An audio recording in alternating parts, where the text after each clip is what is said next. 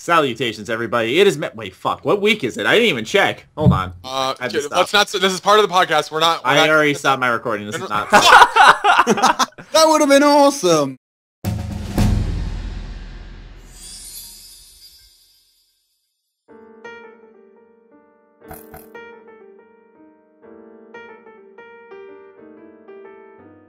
Salutations, everybody. It is Matty here with week 28 of the H.A.M radio podcast. And it is me, the LoneVaultWanderer.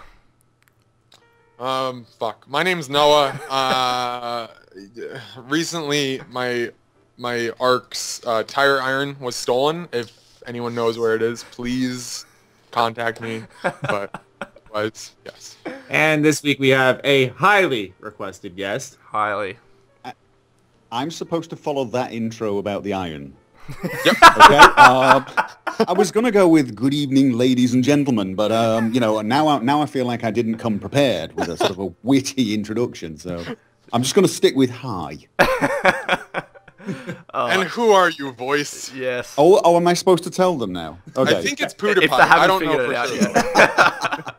yet. The similarities. Yeah. Yes. I go by the handle of Gopher. So. Yeah, I think everyone just collectively shat their pants right there. The gopher?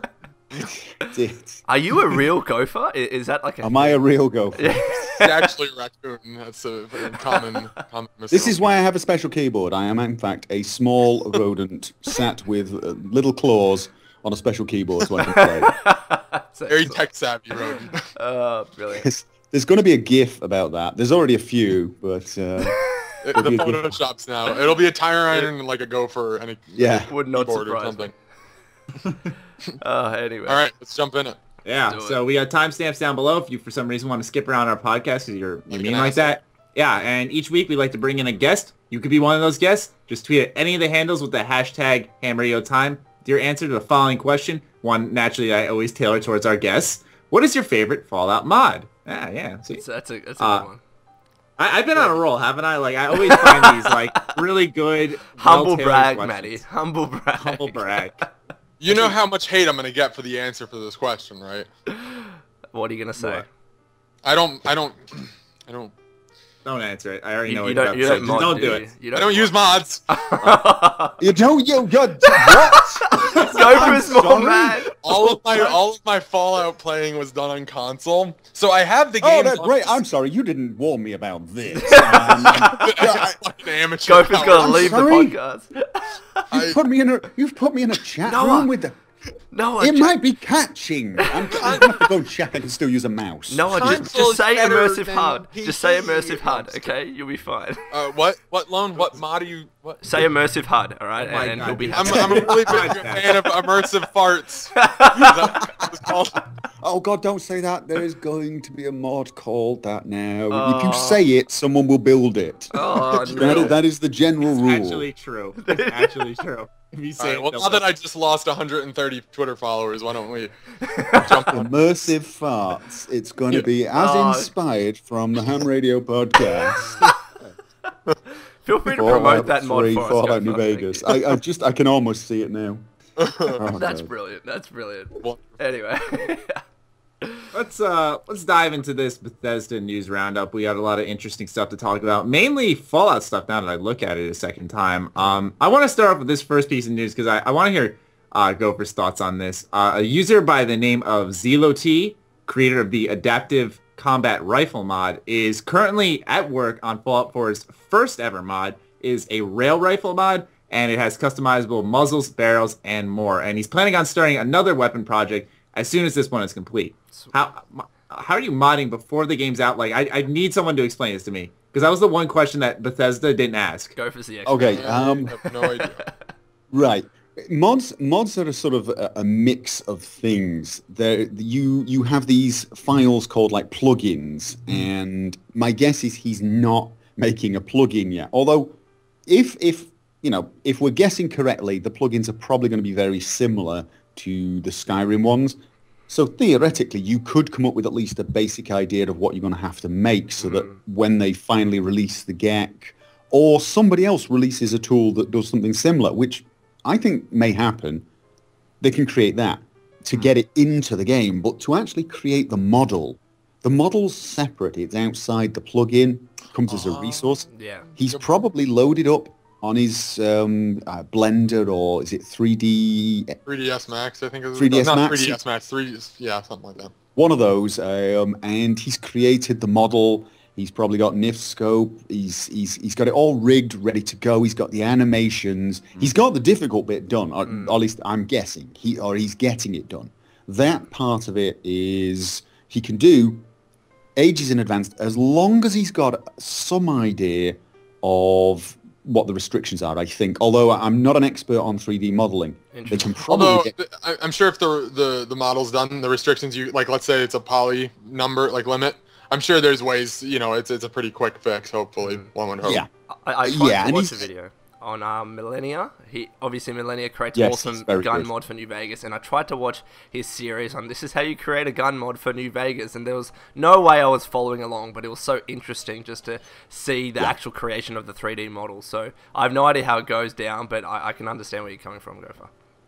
I've tried modeling one time. Oh god. Yeah, and it was for C28. Yeah, it was for this game that was like a dream of Noah and mine to make, and we're not gonna go too deep into that. It was so bad, but it was such a bad idea. And it wasn't a bad idea. It was machete, and like one side looked good, and then you just flipped it over, and you're like, oh fuck, I gotta do forgot to make the mesh. You made it one-dimensional, so one side you could see, but when you turned it around, it was just gone. So it was invisible. Yeah. Nice work. It was interesting though. So yeah, first ever Fallout 4 mod already in development before the game's out. I don't know how you think of a mod idea before a game comes out, but are you kidding me? What did I just tell you? If you can say it, the idea will be out there. Pretty much. Yeah, fuck me, right? I have a follow-on question to ask from that. I don't know if you have this question on, Matty, but this is directed at you, Gopher. How difficult is it to make mods for a game like Fallout or Skyrim without the GEC release? Because I know that with Witcher, mods were being created for that before the mod tools were even actually released to the public. So are we going to be seeing a similar thing with Fallout 4 in that mods are going to be created even when the GEC is not actually officially released? Oh yeah, definitely. Yeah, the way to actually look at it is to look at Skyrim, because we're pretty sure it's sort of an iteration of the Skyrim engine, which is similar to their previous ones. Skyrim had mods coming out before the creation kit. It had several mods. It had sword mods. It had visual mods, texture mods. There were a load of things that don't even need the GEC. There are a load of things that don't need it, but people will make tools that allow them to either edit existing plugins or create new ones. I can almost guarantee it. They won't be as powerful. I mean, for example, was it Test 5 Edit? Yeah, Test 5 Edit. I'm pretty sure that you could create plugins with that. I may be wrong, but I'm pretty sure you could create them early on with that. I mean, you can still do that. You can still create plugins, override certain values, and I'm expecting something like that will come out before the GEC. Yeah. So you will see these mods, but they won't be as powerful. The other thing to look for is the Fallout 4 script extender. Yeah. Or phase, as I believe it's going to be called. That's going to be a big one as well. So we're going to be waiting. You're going to see stages, I think. You're going to see the initial modding phase, which will be better than a lot of people think. They'll release GEC, and then things will step up, and then they'll release Fallout 4 script extender, and you're just going to see, at each stage, you're going to see a wave of mods. Bigger than Skyrim, I reckon, this time. Awesome.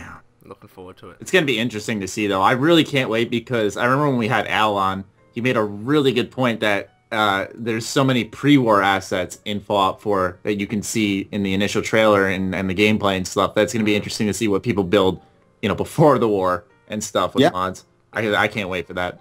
That's what I'm anticipating most about modding personally, is to see the pre-war mods. Yeah. Here's why there's my prediction on this. The modding community has been 10 stages better each game.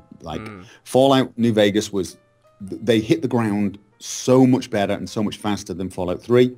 Skyrim, they really were on a roll. I'm reckoning Fallout 4, they're all just ready. They're already making mods, as you've seen. Yeah.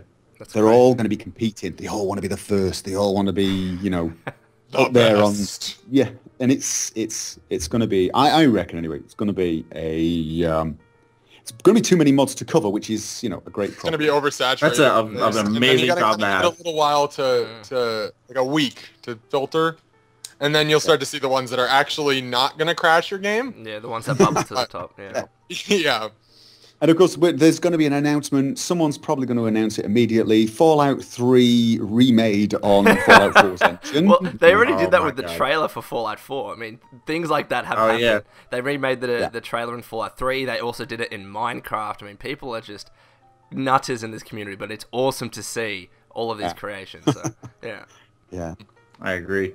Our next bit of news is, it's bittersweet in my opinion, because the Fallout 4 Pip Box was revealed, but it's available only through giveaway on Twitter. But I kind of wanted to focus on with this, though, is that it's another Microsoft Bethesda partnership showing its face again, kind of, sort of here. You kind of, I mean, it's not really, I'm not surprised. You look back at what they did for them when Morrowind was coming out. I'm not surprised that this partnership still exists. But people are wondering now if this is going to carry over into DLC, because they keep partnering up. They keep working together. Skyrim's DLC came first to Microsoft, or Xbox 360 rather. So Fallout 3. People were wondering. Yeah, I think Box. You said. I'm Yeah, Googling it and I'm not seeing it. Go on the Fallout Twitter and Yeah. look at that, because they posted a picture. It's beautiful, man. I wish they were selling it. I really do. I would probably trade in my Xbox One. I'm not even kidding. It's great. Whoa! Yeah. Not your new PC though. Just the not the 980 Ti. Oh, okay. Okay, Matt. All right, guys. This. Well, I might actually be buying a console for the first time ever. No, Gopher, stop it. Gopher. Stop it right now. I'm I'm the only one who doesn't mind consoles, and I have an expensive PC. What's I funny, have an what's Xbox funny One is as I don't well. mind them either. Like, Well, no, I'm having to buy one though. I have to. I have to buy an Xbox You have and to I have cover to the buy mods. a PS4 because there'll be mods. And the question everyone's going to be asking is, does it work on Xbox? How Yeah, does it? Is exactly. it? I'm going to have to test this. So I'm going to have to buy Fallout 4 3 times. Oh, I've done. already did I've that. bought on my You just beat the Xbox, hit my point. PC. It's happened. Mind you, if it looks like that, I might actually. This is kind of cool. If I can get that version of it, that's kind of cool. I wish they sold it. You could retweet it and submit yourself for a giveaway with the other 40,000 fucking people in there. But But I retweeted anyways with a false glimpse of hope, like maybe they'll just pick me. Who knows? but That Maddie guy, fuck him. Maddie, they don't hate you. Okay, I know. They do. I'm kidding. But to I address fuck the right. question, this partnership between Bethesda and Microsoft has been interesting. As we've said, it's gone back to Fallout 3 days. I believe it's gone back to even Oblivion days. I'm not too sure on that. But, Armor. DLC came before PlayStation. Obviously, mods are coming before PlayStation, but I think that's more of a thing to do with Microsoft's more willing to experiment with mods on the console. Sony might be a bit more closed platform in that sense. But I don't know if it's going to be translating to the DLC. I could very well see that. I think Microsoft is trying to push the fact that we want to be the main console in the market. Sony's doing all of these things with Call of Duty and the PlayStation 4, so this could be a way to combat that. Yeah. The connection between Microsoft and Fallout 3. I mean, wasn't Fallout 3 actually a Microsoft Live game It was, when it came out? yeah. I remember. And there are now mods to get rid of that connectivity. Oh, well, the easiest way to do it is to use Fallout Script Extender That's because what I that do, yep. completely Yep. disconnected it from it. Which, but yeah, as long as they don't make exclusive DLC, I'm all right. I'd rather they didn't have those timed exclusives either. That was annoying. Yeah. That is, I think things like that generally don't go down well. They've, here's the thing. We've had a couple of years of this kind of crap coming from companies. We have 2014 was the worst year for gaming. 2000, when it came to terrible. It was the crap. worst year, pretty bad. much in general. Especially when you look at this year, I think 2014 was such an embarrassment. Right, but do you not think this year something seems to have broken? It's like we're still getting some of these crap fests like Batman Arkham Knight, Yes. you know. Yeah, being taken completely off Steam, like The new crazy. Deus Ex pre-order thing. Oh was- my we'll God. talk about that But to- later. yes. We will talk about but that to later.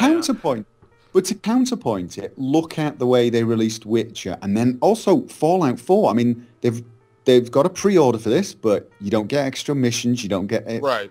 stuff. You get, as Francis calls it, plastic crap. And if you love plastic crap, pre-order. If you don't need the plastic crap, you don't need to pre-order. And I think that's perfect. I think it's, Yeah. and I think this year has shown two different mentalities. One is business as usual. Let's try and, drag all the money out of our customers. And no, let's go back to the old model of make a good game and see if it sells. Yeah. I'm wondering, are Bethesda looking at this because they've done everything right so far and thinking, let's avoid that timed exclusive thing because it will cause hate. I mean, Of course it will. it's Yeah. and they've already had enough hate in recent time with the whole pay for mods thing, so they probably want to keep their heads down. If I were them, but then I don't want timed exclusives, so slightly biased, I guess. That paid mods thing has been so subtly swept under the rug. No one's really I'm I'm so impressed mentioning because it anymore. hasn't been really talked much about. Yeah, they just let it go. They're like, no, we're not going to do this. But see, that's I the know, but thing, respect for them for doing that. They sort of said, okay, fine. That you don't want that. Let's never talk about that again. fucked up. Exactly. They didn't do an EA and was like, oh, you don't like it? Sorry. Yeah. Fuck you, right? All right, here we go. We're gonna bring it back in a new way with a different name, but it's gonna be the same fucking thing. But see, that's the thing. Like, that's possible. people were so willing to actually, accept Bethesda's apology for it because they're not a repeat offender. If this happened from a Ubisoft or an EA, people would be like, it's just Ubisoft or EA There would have being been like them a again. shooting. Yeah, but then with imagine. Bethesda, they're like, all right, you've made this mistake. We'll forgive you, Almighty God Howard, but let's not let it happen again. Yeah. Of course, everyone's sort of wondering, are they going to bring it back at a later date? And there's, a lot of very, very sort of skeptical people.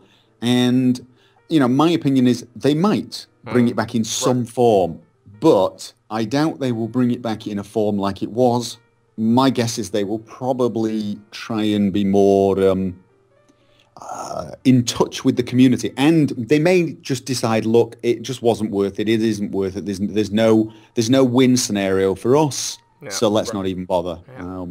I think the only way it could work if the split between creators and Valve and Bethesda was a bit more proportionate. I think the creators should, in all instances, get paid more than 50% at the very least. People were so upset with the fact that creators were getting paid less than Bethesda. Now, obviously, Bethesda will be releasing the modding tools and creating this platform for, the actual payment of mods. But the fact that the creators were still getting paid less than Bethesda, and I believe less Steam than was Valve. making the most, right? No, Oh, Bethesda I'm was. sorry, Bethesda Valve was wasn't? 40%. But only just. Bethesda and sorry. Steam split was pretty close. Yeah. But Oh, okay. I think it's going to need more than the split. I agree the split's one thing that had to change, but I think there's so much more that needs to go into it. Yeah. Right. And honestly, I think it needs, what do they call it when either Steam or Bethesda? Curation. It needs curating. Yes. It needs curating, and I don't think Bethesda want to get into the curating game. And if they do, if they bring it back, it'll be on a different scale because they will curate it, but it will be. I can see pay for DLC working if it's DLC that's massive packs of content. Almost like third-party expansion packs. Yeah. So, or some really big mod, a mod that really is sort of worth the money, and Bethesda can get behind it and say, okay, yes, you can sell that as a mod. But even then, they might just think that's just too much. And not paying $11 for Wet and Cold. I think in Australia it was $11 for that mod, and I'm thinking, I've just gone from getting this mod for free and now having to pay $11. I thought that was a bit extravagant in terms of the prices being charged. I loved Wet and Cold. I did. I thought it was a brilliant mod. But as you say, $11, or even to be honest, even a few dollars, you have to be asking, how much is it worth, and does it add any value when I'm getting it over Steam? And that, I think, is the mistake they made. Yeah. They didn't add any value to the process. I came up with several ideas, including for Wet and Cold. Imagine if the Wet and Cold mod maker had got together with Chesco and several other modders who do a lot of the immersion weather mods, the camping survival mods, loads of these mods, big mods, all of which may need compatibility patches, and they bring them together as one sort of super mod. Yeah. Super mod, already compatible. You just click on it and it downloads this one super mod, which could be like 10 big mods all in one, and you charge $5 for that. Now, people can still get the original content for free and do it all manually if they want and do all their patches and so on. Or they can just click on and support the mod authors and have the convenience of that one-click install. Yeah. Suddenly you're adding value. But of course, there are downsides to even that, which we could be talking about for forever. Actually. So, yeah. Here's the thing. They just did not think that through. It felt like they spoke to nobody. They were just like, hey, let's do it. Like they got up from the break room. Yeah. But apparently it's not true. Apparently they spoke to a few mod authors, at least Steam did, and some people in the mod community, they were told certain things that they chose to ignore. And a lot of the people who gave them feedback and who agreed to release mods on this system were horrified at how bad it was handled. So, I mean, I think I read a post about this. The creator of the Nexus, he had some awesome ideas. And you'd think if you want to create a pay for mod system, he's probably one of the first people you'd want to be talking to because he's been doing this for years now. He understands the community. He understands why there is a donation-only system. None of the revenue that he sees, comes from that. So absolutely. He should have been talked to. Right. I mean, but that's it. You get the feeling that... I mean, I feel that the more of the blame was towards the Steam side. I feel Steam were the ones who were more active in building this system. Yeah. But then that's just a feeling. I don't have any information on that. It's just a feeling. But just judging by the way it was rolled out, it felt more Steam than it felt Bethesda to me. Well, it adopted the very similar because Bethesda's model. very in sync with their fans, where they kind of talk it through it like in a relationship standpoint, where I'm not saying Valve's a bad company, but I could see Steam necessarily kind of putting it out there and kind of taking it from the way they treat their viewers, where they kind of expect them to deal with it in a sense. Not in a bad way. It was almost like, well, this works for TF2 and CSGO, other games and Portal. CSGO. Why isn't it going to work for this new game that has completely different modding requirements and a totally and utterly standalone community who are really passionate about what they do? Why would they object to totally converting everything to the way we do? I honestly don't see what the issue is at this point. I mean, I also think they rolled it out at the wrong time. They kind of did it on an already 4-year strong active community, where I think like if they rolled it out, I mean, I'm not saying I'd be all for it, but if the game came out with the paid mods, then you wouldn't already have people who had mods where they were free, and now we're like, why? Wait, this is charged now? But if they'd have done it on Fallout 4, I mean, that's already a franchise that's now got mods, so it can't be that. It can't be an existing franchise. It's got to be a new IP. And you're absolutely right. But it's, I'm just, blah, blah, blah. Yeah. It's, I don't know, it seems like one of those you can't really win. You can't get everyone to agree with you on that type of situation.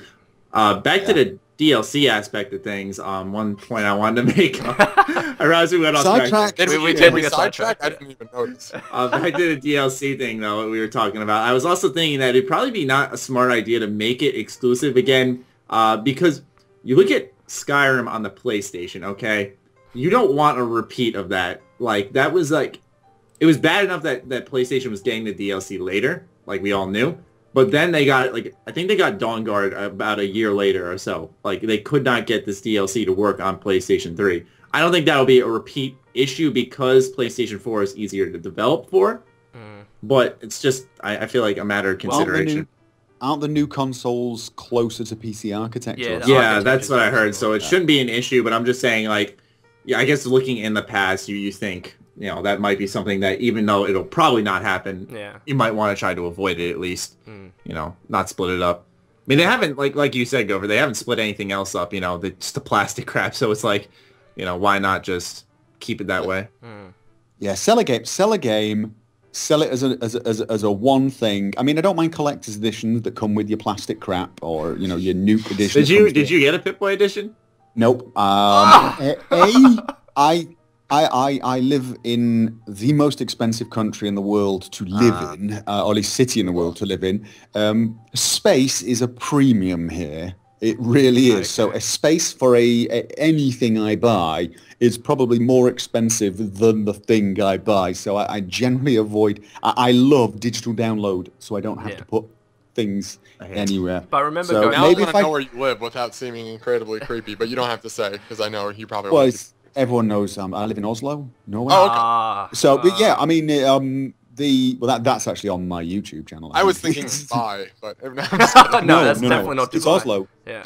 And I may move to a house, and maybe I will have a special room with shelves and plastic crap I can put on them. Just remember, but until then, it's the Pip-Boy edition goes on your wrist, and you sleep in it, and you don't ever take it off. The Pip-Boy can't come off. Yeah. No, it's on forever.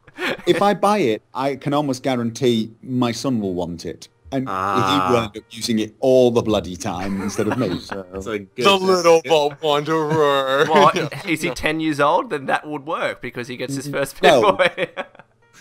Oh my god. It's all lining up so perfectly. I'm sorry, I'm a law fanatic. Sorry, continue. No, he's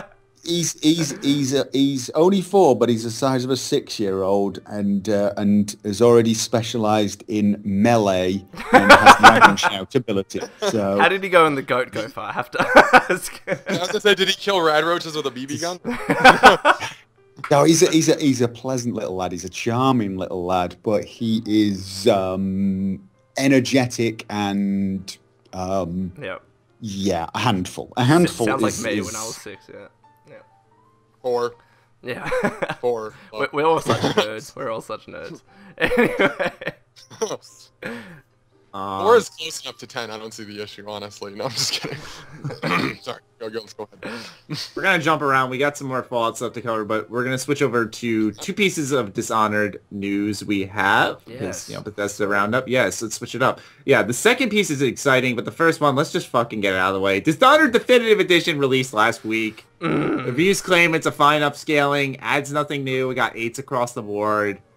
Now, what's interesting, though, is I remember, what's his name? Shinobi 602 or something like that. Yeah. He posted a video, and it was Dishonored Definitive Edition running on, like, an Xbox One or a PS4.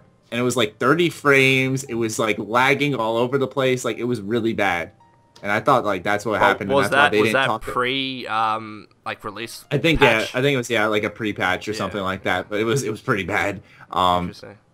Yeah, I just figured we might as well tack on that. We've talked about Dishonored Definitive Edition enough, I think. I'm glad they kept quiet about it. I'm glad it worked out, but whatever. Kind of useless, but no, I mean, cool.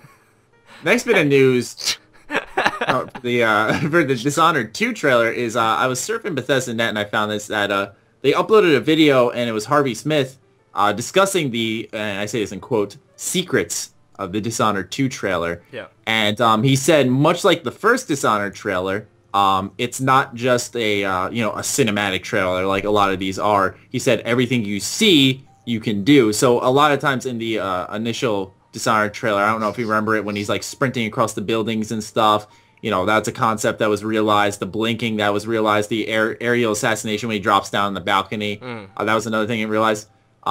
They said that everything you see in this reveal, you can do. And, like, the area that you see is an actual area. I don't know if you remember Sokolov, but the person who was in the desk chair in that building that she ran into, that apparently was one of Sokolov's students. Interesting. Yeah, what else was there? I'm trying to think. Yeah, they said the enemy you see, those, like... Sentials or whatever, they have like the cone faces. They say that they have eyes, they have like the same thing on the other side, so that they have a 360 degree view, so it makes stealth harder. So it's really interesting. Awesome. Like, I'm so excited. Wait. I just want to play as Emily. I really want to play as Emily. I know. She looks badass. Like, really badass.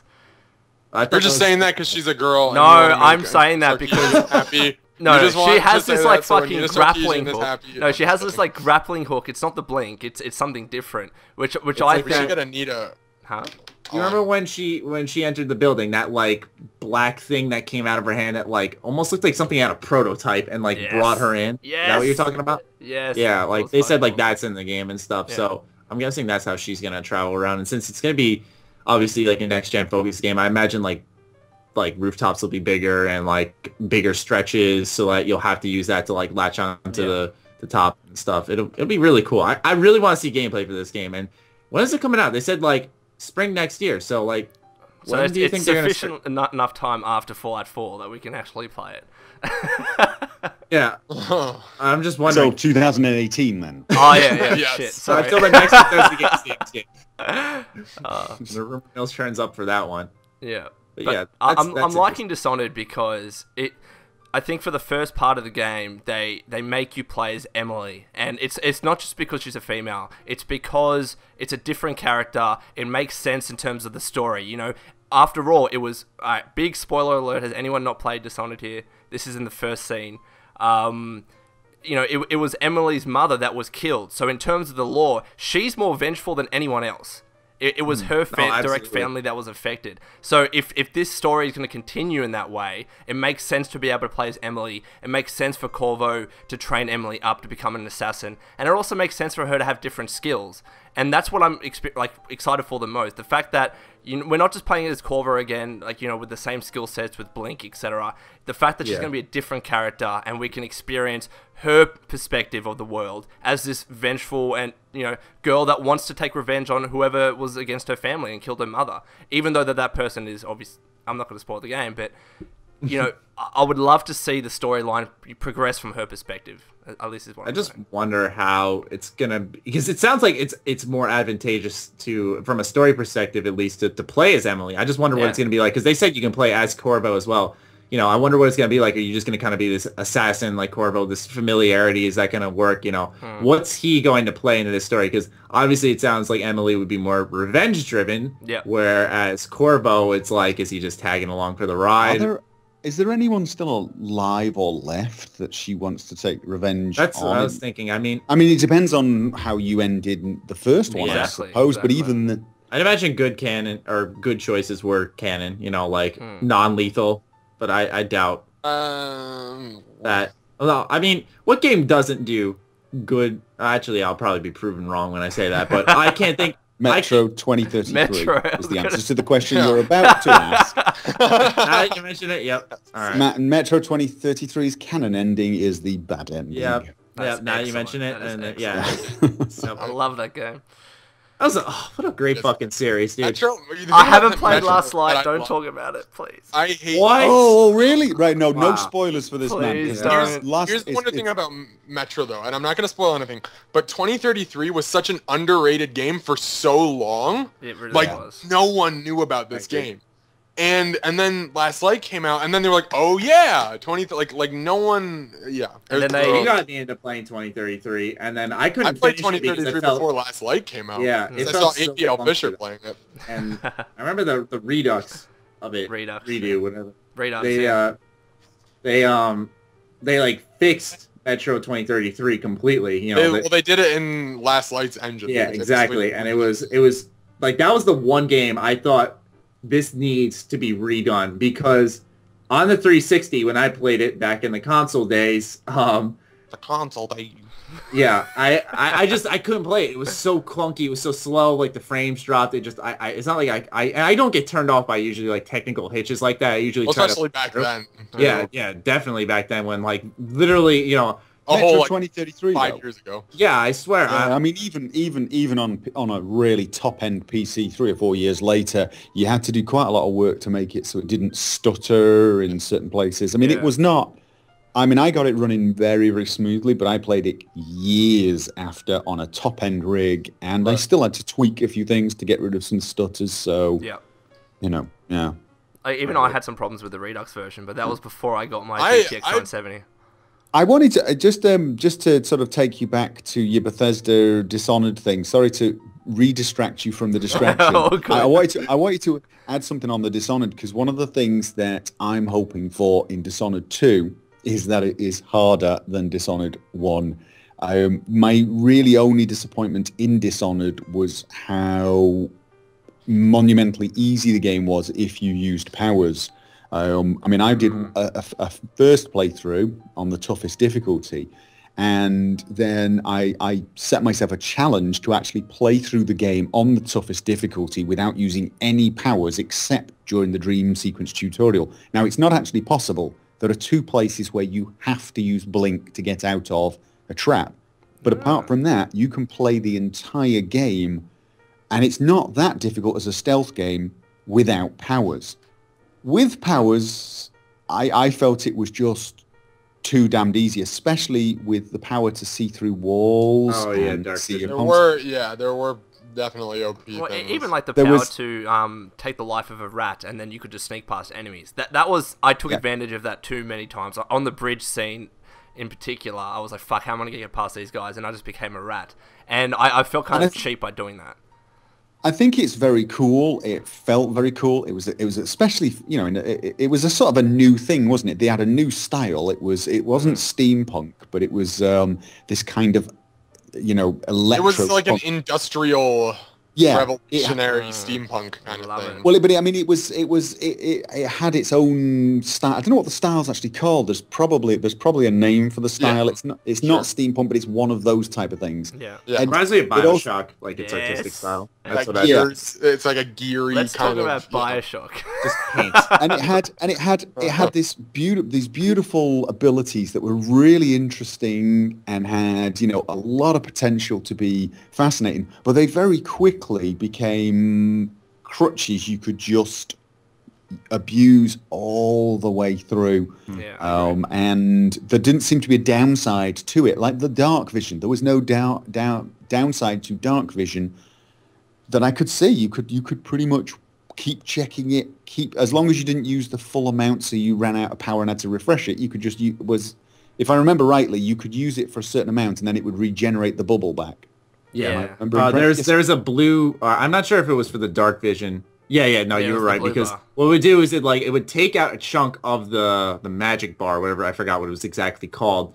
But Yeah. if you didn't use another power instantly, it would just recharge back up. Like you said. Yeah. So I mean, it wasn't balanced very, very well, and it just became too easy. So I'm hoping in Dishonored 2 they somehow managed to balance it so that they keep the challenge going, because I did like that game. I enjoyed I game, even without the powers. Actually, it's a bloody fun game to play as a pure stealth game. Yeah.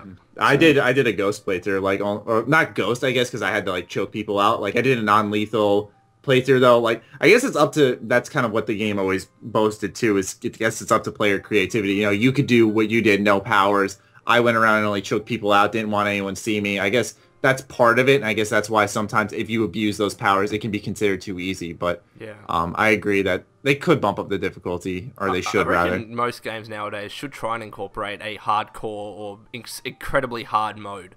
You know, which kind of transcends the typical easy, normal. It's hard mode. exponentially hard. Yeah, You know what game does that very well? difficult. No, shut up, Matt. I know what you're gonna say. And if it's not, Metro was I gonna say? does. Metro. then What I'm am- right. wait, what am I? I think he's gonna say Borderlands, but if he's not, I thought he let was me going to say something explain. Star Wars related. Shut up! If he doesn't say Borderlands. The reason Borderlands does very good hard is because it doesn't have a starting out difficulty level, but the new game plus exponentially changes everything, which is why I think Borderlands hard mode in air quotes is fucking fantastic. I agree. The only problem with it That's is a you better have one to- than I was thinking. You have to go through the previous versions. If you could play Borderlands on Ultimate Vault Hunter mode the instant you started playing, I'd be a lot Get happier. destroyed. Yeah. No. I disagree. I loved. I'm a hardcore Borderlands player. As Man. are Matt and I. Do not Yeah. trigger me. Go You know, I Threatening our guests now. I'm like seriously. I think on at least on Borderlands 2, the Borderlands pre-sequel, I only did 1.5 or. I two didn't even finish playthroughs. one, and this is coming from like But- a pie but- hole. Pre-sequel we didn't like very much. I've done every single character to Ultimate Vault Hunter mode except Gage, who I just never got into.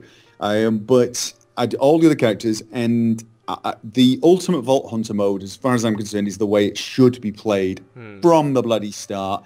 And what they should do is they should remove the damned level caps. They should let you start Ultimate Vault Hunter mode and go from level 1 to level 70, experiencing the entire story with all the DLC. You know, I mean, you can have the level cap at 50, but don't stop it at 30 on my first playthrough and then force me to play the character again to get to level 50 and then play again to get to level 60. Yeah. Because you play the same damn story with the same damned character 3 damn times. Right. And you know there's enough content. I mean, you've got to give Borderlands that. It has enough content. If you get all the DLC... we get Borderlands 2's DLC, holy shit. Yeah. Oh my God. Level 1 to level 70. You could go from level 1 to level 70 in a single playthrough, I think, if they scaled it correctly and have an epic time with one character and then do the same thing for every character, which is 7 times through on Borderlands 2, is it? Or something? I don't know, but it's a few times. And I don't know what the obsession is with making us do it 3 times through per character. Really was that's my bugbear with it. That's my bugbear with it. Ultimate Vault Hunter mode unlocked straight away. Thank you very much. I'll take the risk. Bring it on. Take the risk. Definitely.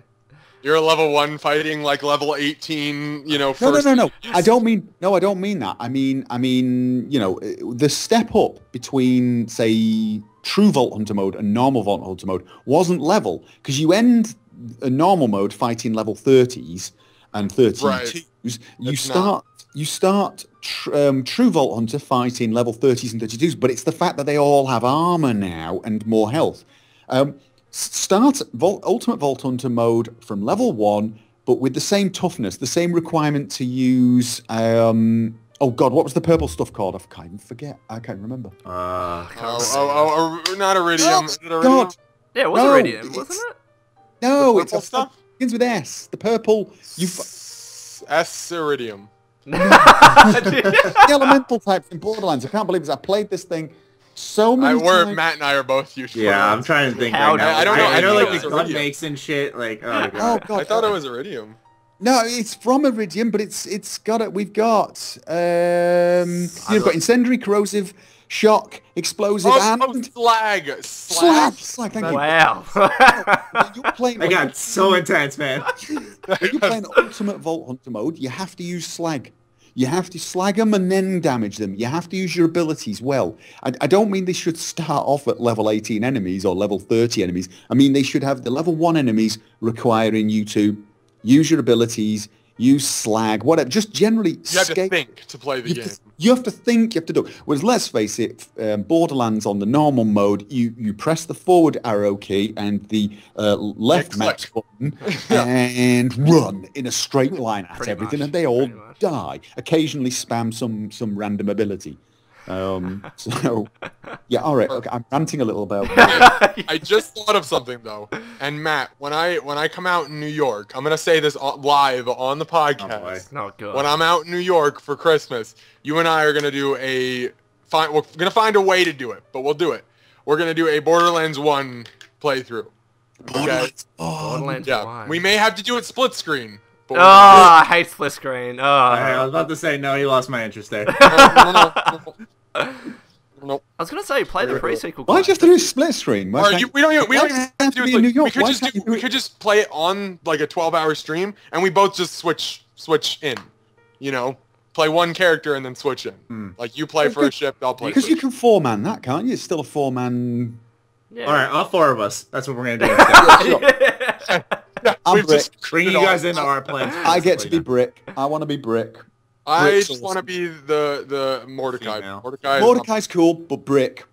Fuck you. Mordecai's better than Brick. I'm not saying this in a sexist way, but Borderlands is the only game I always play the female. Oh, the like, sirens are Jesus. overpowered. How is that a sexist thing? Well, I'm it's saying not. because like I always play as male and try to model my characters after myself usually. Yeah. I But feel you. in Borderlands, I always have played as the female. I don't know. The Always siren in Borderlands 1, that running ability was insane, insanely powerful.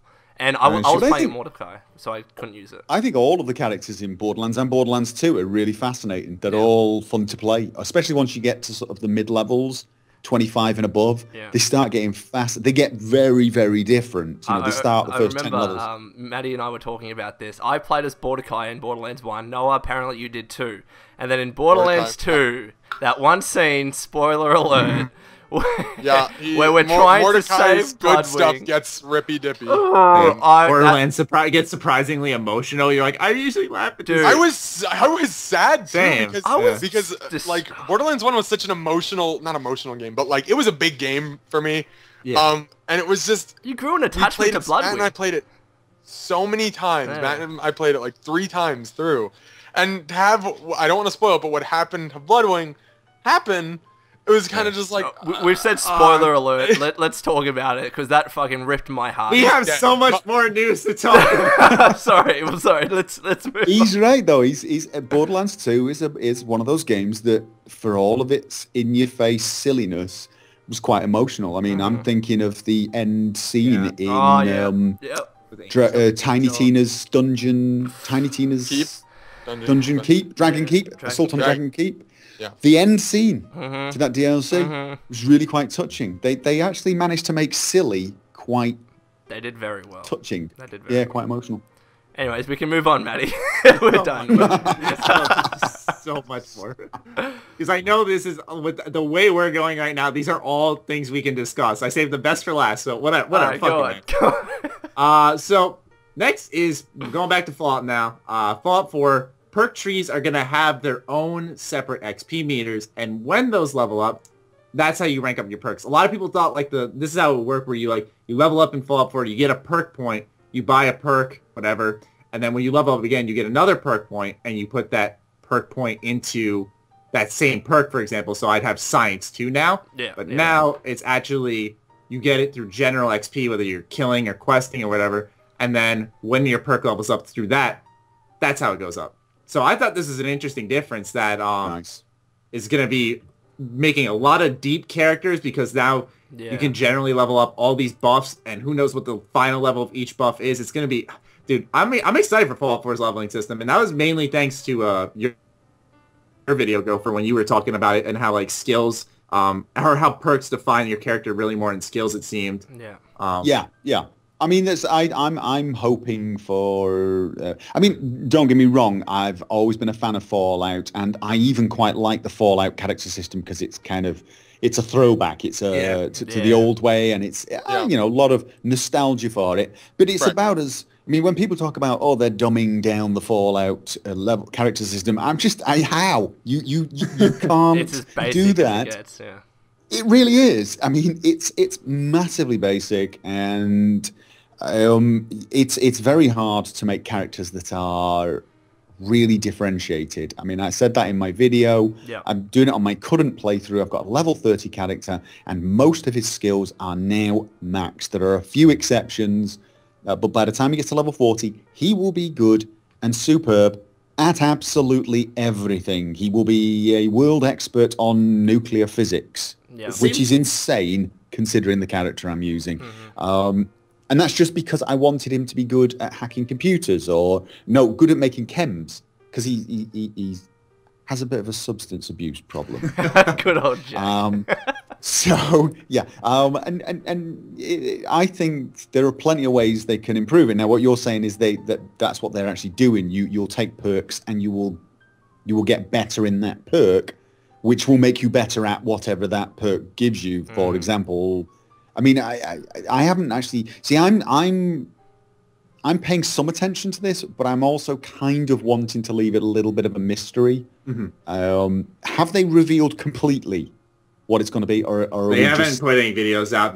We're going off the description of QuakeCon, along with now an interview from official Xbox Live magazine or whatever. So you combine those two. And there was also another interview with Pete Hines, and he's just saying, look, in general, we want players to be able to create their own unique character that is different to anybody else playing the game. They're really placing this emphasis on being able to create a character that is unique, and it does not, for example, if you put all your points at small guns, you're also good at pistols and also good at miniguns. Like, it's not going to be like that.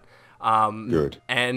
Hopefully, though, this doesn't mean that we're pigeonholed, like too much at least. But it didn't make sense, like in Fallout 3, if you played the game right, you could have all of your skills at 100 by the end of the game. Yeah. Which did not make sense. Easily. That's the good thing about them not putting a level cap in, is because it's natural with all the DLC that, 3 New Vegas, and Skyrim didn't have a cap, I don't think, but with 3 New Vegas, it was natural that with each DLC, your cap was raised by 5, so you can continue to level up. And they didn't think that far ahead, where by the time you had all these additional levels in, your character was just completely maxed out. Yeah. I guess you could do that essentially in the base game as well. But I'm just saying that they If you took the right perks and things, and the right stats. But now they kind of thought, I don't want to say thought ahead, but now by just fully saying screw the level cap, now it's like they kind of are letting you just go deeper and continue to build your character. And I'm sure at some point it would make the most sense that if I'm like level 70 in Fallout 4, that I should have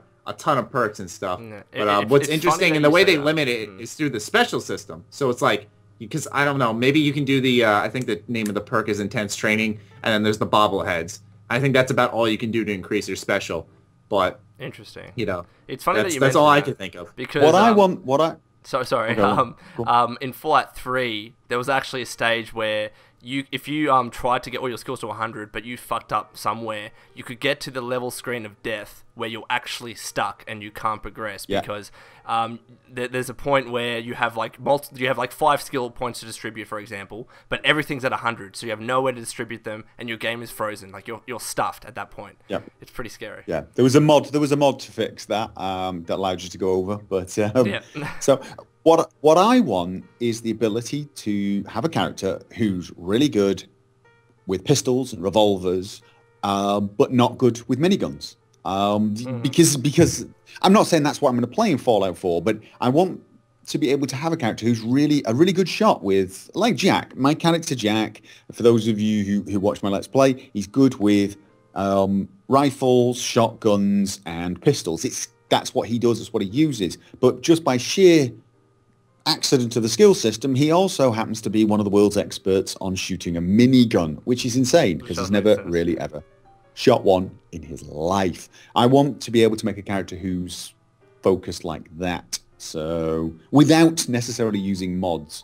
Because of course in Fallout 3 there were several overhaul mods that made it so you couldn't use miniguns without wearing power armor, for example, which I thought was a nice addition. Yeah. Well, I remember Wanderer's Edition, I tried to pick up a mini nuke to actually fight the behemoth, and my gun was just swaying left and right. I'm thinking, what the fuck is happening? I can't use this gun. Also, you mentioned the behemoth. I'm going to jump in here. The behemoth in Fallout 4, you see, is tiny. I don't know if you guys seen it. It's just kind of a little bit. It's like someone went into the engine editor, and like the scale size for the behemoth was 1. And they just went, or like the scale size for a super mutant was 1, so they changed it to like 1.2. Whereas the behemoth in like Fallout 3, scale size for a super mutant was like 1, behemoth was like 4. They were massive. You know what I mean? Absolutely massive. It seems like it's like this like slightly larger. It's like, oh, come on, I don't know. It was pretty fucking big in Fallout 4, along with the Mirror Queen or whatever. Oh my god. No, but what he's saying in the gameplay, like you look at the behemoth and it's almost human size. Like it does not have that sense of scale as the behemoths do in Fallout 3, for example. Like they're actually really small, which is a bit disappointing. That means though that there's going to be a grade above behemoth, which is like ultra behemoth. A super behemoth. Super behemoth. Wait a minute, are you thinking of the behemoths in the vanilla Fallout 3 or with mods? Because I remember the behemoths in Fallout 3 as being a little smaller than when I started using mods. I used Mart's. Does that increase the size? Oh shit, I didn't know that. Well, it adds whole new creature mutants as well. Ones that were literally the size of small buildings and a slightly different colour. It added a lot of variation as well. Yeah. So you did get behemoths that were a little shorter than normal ones and a little taller. So I remember playing Fallout 3 with some of those mods and meeting creatures that were almost out of a B movie. So, like literally. Which is fine. It's Fallout. B-movie monsters in Fallout. Pretty much expect it. Thank you very much. Yep. So I just love Mars Mutant Mod and seeing Wannamingos going through the wasteland. It didn't make sense. I know. I was watching your video the other day and I saw that. I was like, Wannamingos, yeah. Oh god, those they're so bring awkward, those things back, man. They're so cool. The thing I actually disabled those in Fallout 3. Those and geckos. They never felt right in the geckos were so Fallout loud. 3. They were so ridiculously loud. I never understood that. Yes, they go creeping past you, and you thought there was some enormous monster going. You'd be like, "Where is it?" And you have to look down, and suddenly see this little thing. Yeah. I've had a problem with geckos in Fallout 3. That's a conversation for another time. But I committed a massacre of geckos and all these critters. Do you remember that, Matty? Yeah, I was over that. and lizards and stuff. Anyways, that was funny. Any final thoughts on perk ranks at all? No. Excited to see the changes, No. to be honest. Yeah, for me, it's curiosity more than anything. I generally I trust them to do a reasonable job, and if they don't, I'm sure the modders will make it better. I mean, yeah, while we're actually giving some additional thoughts on it, the only thing I'm worried about is that I guess it'll be simplified in a sense. And by simplified, I don't mean the leveling system as a whole. I'm saying like, okay, bloody mess generally, you kill people in the messiest ways possible, but also increases your weapon damage by 5. I get bloody mess rank 2. Does it just increase my overall weapon damage by 10%? You know, like I don't expect them to do some dynamic giant change for each perk because that's just unrealistic. But I'm just saying, I hope it's not just for each perk, it's like percentage increases, you know what I'm saying? It might be like percentage increases, and then you get to a certain particular rank within that perk, and you'll get another buff Like on the top. final. Yeah, that's what I'm looking for. You know, if it's like percentage increases, then I get to that final rank or whatever, and it's like another, not like overpowered, but another additional buff to help be like, yes, I'm so happy I invested in this. That sounds great to me. Or effect. I mean, like, you know, you take a perk and you get to a certain point, and then something new happens when you do that. You know, like you've got an energy weapon perk. You get to a certain point where you almost always turn them into goo when you shoot at that type of thing. That'd be great. Anyway. Love XP, I don't even know what to call this, but I just figure we'll talk about more plastic shit because, you know, our mods.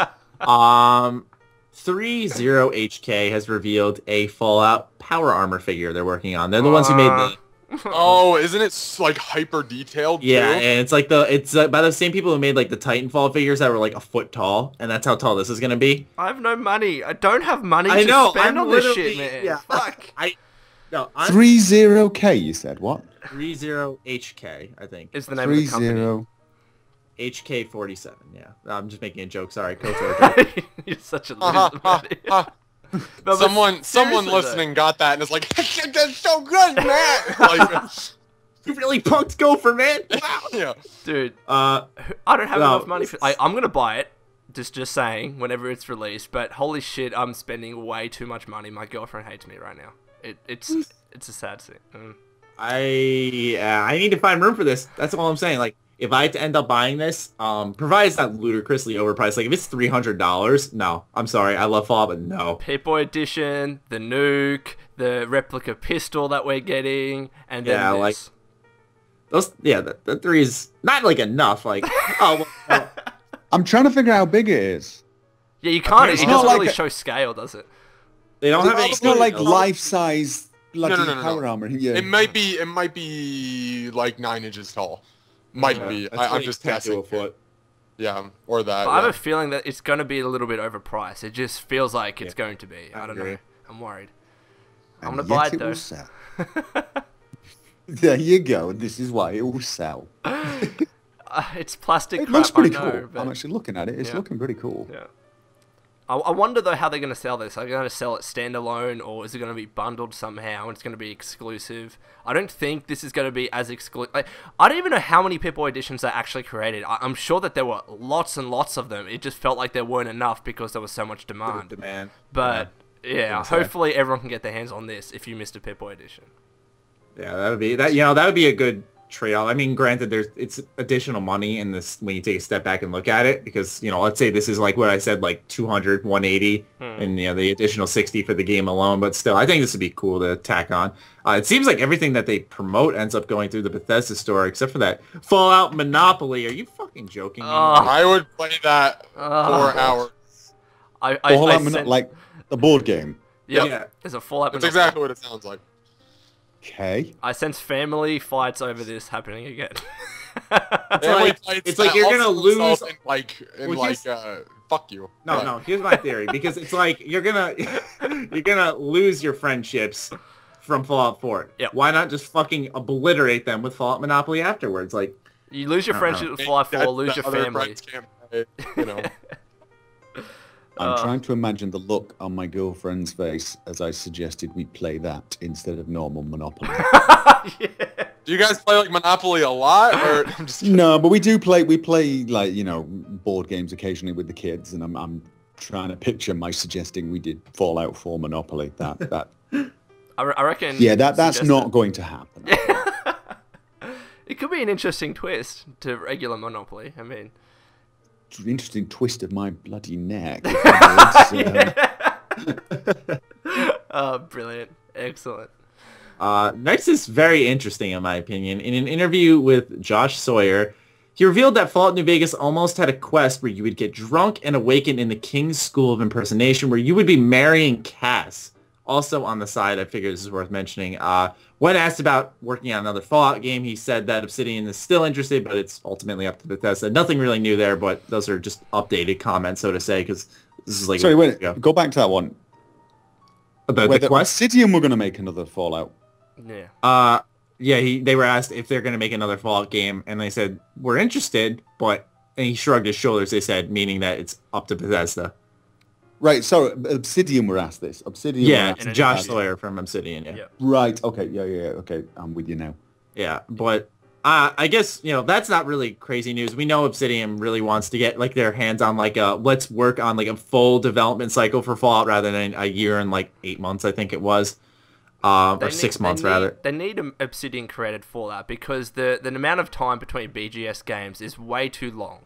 If we didn't get an Obsidian Fallout game, we would be waiting, 8 years for Fallout Another 5? 10 years. Another 10 years, Yeah, I'd say. there you go. So we need a gap filler, but at least give Obsidian enough time to make this one. At least. I see him doing Honestly, it, they could, as far as I'm concerned, they could give Obsidian the Fallout 4 engine and do exactly as they did last time. Say, here you go, here's the engine, go off and make what was essentially, if you look at Fallout New Vegas, a tweaked version of it with a rather large DLC. And with because if you actually look at it, yeah. well, yeah. I mean, but if you look at it, it really just came down to the ESPs and ESMs that were shipped with it. If they give them Fallout 4 and say, here, go off and do an official Fallout, what would it be? I mean, we've had Fallout 3, then Fallout New Vegas, then we had Fallout 4. What are we going to have? Fallout somewhere else? Fallout New York. Yeah. I just triggered Matty. Fair enough. New York was destroyed. It was destroyed, Yeah, I mean, but it can come back. I'd play it. Yeah, I'd play it. Fuck yeah. I'm not arguing with more Fallout.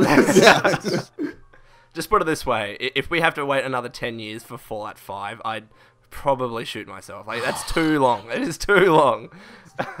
You guys are not Elder Scrolls fans, are you? I am. I love it. That is. I like it. I've never played anything before Skyrim. I'll be 100% honest, but I tried to get into it. okay. I tried. I played since Morrowind. Okay, well, I've been playing since Daggerfall. And since when it was a board game, No, I'm just kidding. no, it was second game. Second game was the first one for me, and I really like it. But we're getting longer and longer between Elder Scrolls games as well. So Yep. What about that ESO? Yeah. No? Did No, you like I'm sorry, ESO? I'm leaving complete now. silence from me. I'm leaving now. Yeah, Gopher's gone, guys. You've upset him. Yeah. I'm sorry. I was making a He's joke. burrowing. I don't like it either. Get it? Like a gopher. That's really clever, Noah. That's really clever. Thanks. So Yeah, right, I'm trying to figure out when the hell... I mean, if they've been working on Fallout 4 and assuming they've started working on another Elder Scrolls now whilst they're wrapping up Fallout 4, we're still looking at, I don't know, what, 2018, 2019? Oh, God, it's That's so my far guess was away. 2019. That's what my 19, that's like 8 years between Elder Scrolls games. I know. Yeah. That's insane. It was 2006 Well, the good thing for about Oblivion, was it?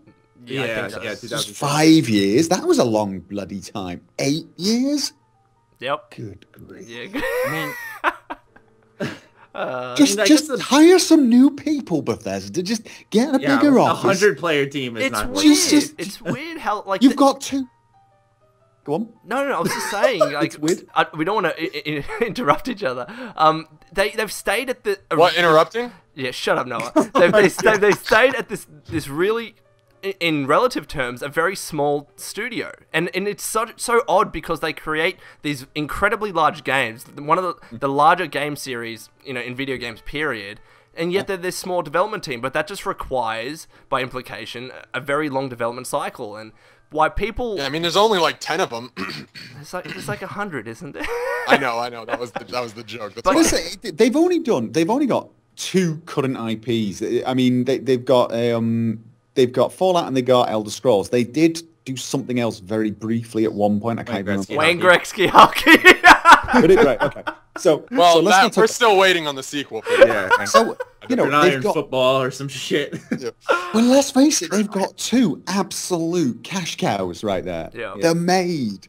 And maybe they're worried about doing too much of a good thing. Don't rock the boat. I get it, but I can't help but think just hire some more people and pump out an Elder Scrolls game every 4 or 5 years and a Fallout game every 4 or 5 years. I mean, that way we get one every 2 to 2.5 years. We get a new game. Thanks. Just do it like that. I mean, Yeah, 4 years. I'm glad I'm not the only one because I always thought there was like a difference between, okay, take your time, make the games that we love because in the end it's worth it because we get these fucking amazing games. But the same token, you take a step back and it's like, there's also a thing as waiting too long where it's this is why you get these PR issues, I guess you could call them, where people harass Pete Hines endlessly, harass Bethesda endlessly before Fallout 4's announcement. Fallout. Yeah, remember Fallout's Instagram before Fallout 4 came out? Literally every comment, give us Fallout 4. Where's Fallout 4? And people who didn't even know what a Fallout was were like, oh, well, let's hop on. Where's Fallout? Are we there yet? Yeah, Basically, from the back of the car. No, I mean, the thing is at the same time, I do want them to take the time. I do. I mean, it looks like they took their time with Fallout 4, and the wait looks like, from what we've seen, it was worth it. They did a great job with the way they've released this, in my opinion. They've announced it once they're absolutely sure they've got it made and finished and ready to go. I think it was brilliant. And I don't want them to ruin that. I don't want the game to come rushed out or announced and then they miss the deadline or release something that's too buggy, because of course it will be buggy. It's a massive open world. Of course. It's going to be slightly buggy. We all know that. We all accept it. They'll fix it, I'm sure. And if they don't, of course, the modding community will. But push it a little bit, Bethesda. Just a little, maybe. I don't know. I agree. You don't have to double your team. Just maybe 30 or 40% bigger and come out a little faster. Yeah. My brilliant theory, and yes, I'm going to say brilliant. Brilliant. Humble brag.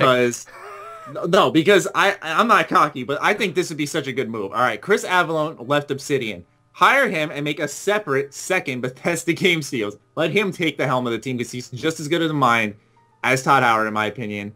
Yeah. And let him run a whole studio, a part of Bethesda Game Studios, but it's another 100-man team or whatever. I don't know. But see, that's the thing though. If they don't, they got the money to hire all these people. Don't they get have me the wrong. money, but like I understand their rhetoric in terms of, look, we're a 100-man studio, but we want to take our times with our games. That's fair enough. At least bring in another studio that can create IPs concurrently with your development. You don't have to change your development style or anything like that. But at least, for example, give the Fallout IP to Obsidian and let them create a Fallout game in between Fallout 4 and Fallout 5, etc. Because it's too long to wait for that. I understand that they want to take their time, but it's not just taking their time with one IP. It's taking their time with 2 IPs. So that means we're waiting not only 4 to 5 years in between games of Bethesda Game Studios, but we're waiting 8 to 9 to 10 years between different IPs within the same studio. It's excessive. Yeah. It's very excessive. They can't also blur the fact that they have Bethesda Game Studios fans who, like all of us here, will play either Elder Scrolls or Fallout. Mm-hmm. And then there's people who are just Fallout fans and say, I don't like Elder Scrolls. So Fallout fans getting this Fallout game are going to have only this Fallout game for, like a decade. And that's unfair in the sense when you take a step back and look at it. So, and then there's people who are still, again, waiting on the Wayne Gretzky, where I thought you had something productive. I thought you had something. They're out there, are they? Yeah. No, hey, look, I'm gonna put a counterpoint to what you're saying though, and say that splitting the team completely might be a bad idea. I have been a Fallout fan since the start. Fallout 1. Now, I mean, I don't mean from Wasteland. I didn't play it at Wasteland, but from Fallout 1 onwards. And I'm one of those strange Fallout fans that has followed the series since the start and liked the direction Bethesda took the series. Not necessarily story and lore-wise, although I'm less worried about that than others, but in the way they built the world and the fact that they made it open world and moddable. Now, that's, for obvious reasons. I enjoy modding games.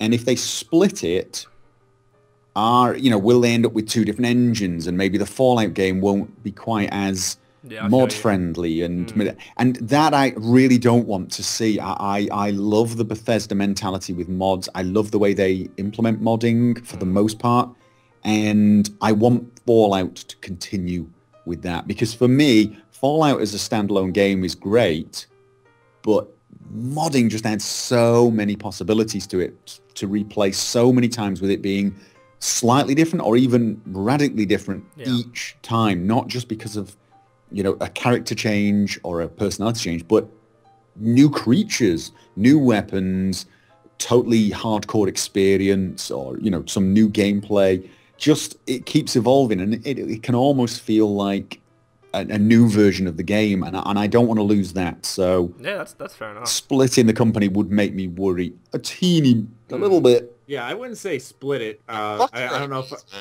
I didn't mean it in the split term. I just meant like Chris Avallone heads like a whole separate team. He does the hiring on himself, and I'm saying it's just a whole nother team, not like take half of Todd Howard's team, bring them over there, like just two studios. Well, I'm thinking again though, if you've got two separate teams, unless they're sharing an engine, they may end up going off with totally different.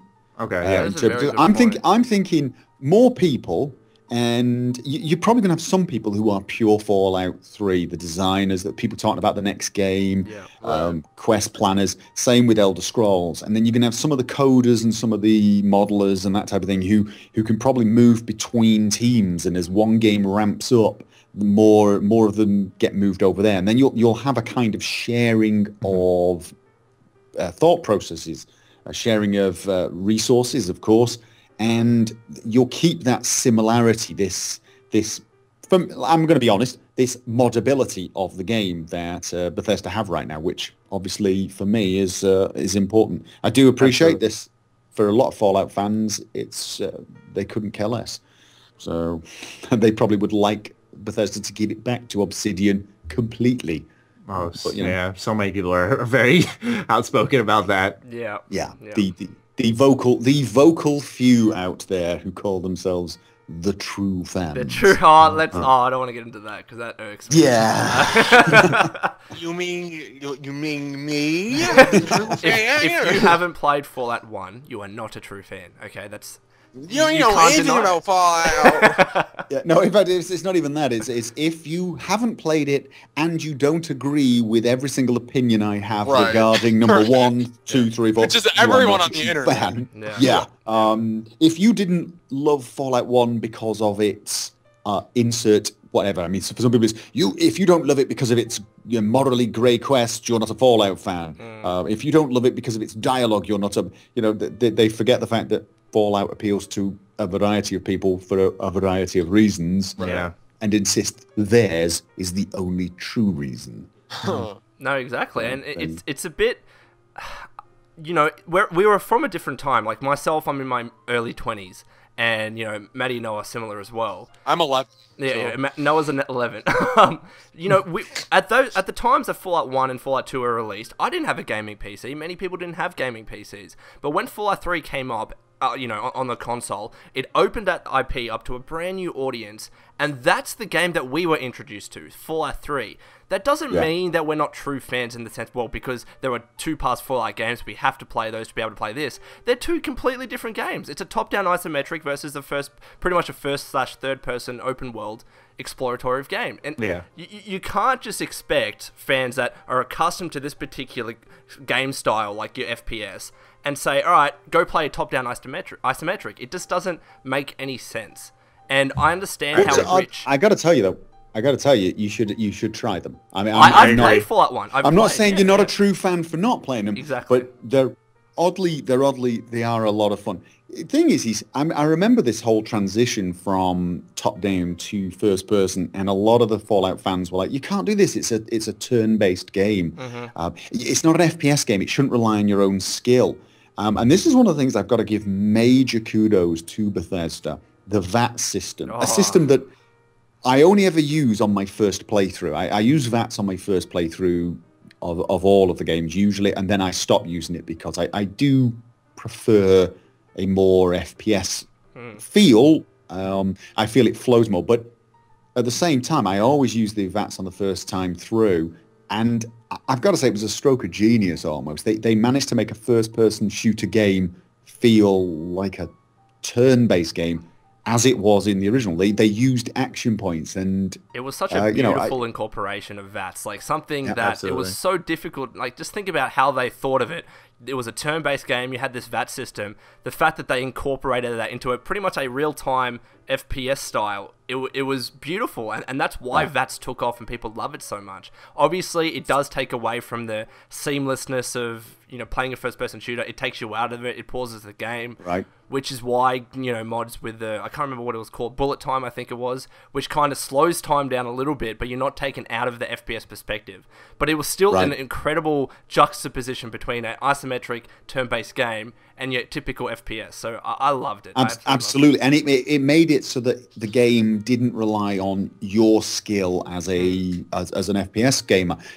And I love the new version of VATs where time is slowed, and again, it's not stopped, it's slowed. It's not stopped, so you still get that continuity, but now you still have a little bit quicker. Yeah, you got to think a bit quicker, but at the same time, it's still your character making the shot. You don't have to have it's still going to be very good for people who use controllers instead of mice. Because I'm probably putting down controller users again, but because they don't have quite as good aim. So it's all about the character, not the player. Yeah. And I think that's so although Bethesda get a lot of grief for turning Fallout into an FPS game, the sort of game that you guys actually love, I'm one of these people who've been there since the start, and I actually loved the transition. I found the transition to an FPS game made it much more immersive, much more... I felt more connected. I felt like I was the character, whereas in Fallout 1, I felt I was controlling the character. Definitely, yeah.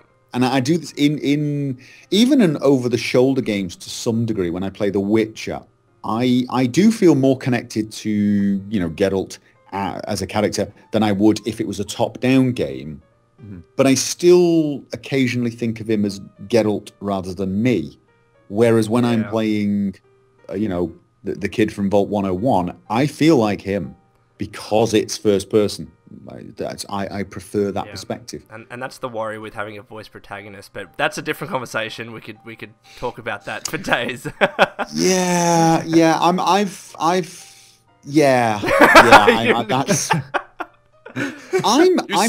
a fan of it. I'm not offended by it like some people are, because of course I'm a fan of games like Witcher, Mass Effect, Dragon Age Origins. I really enjoy these games, and of course they all have voiced protagonists.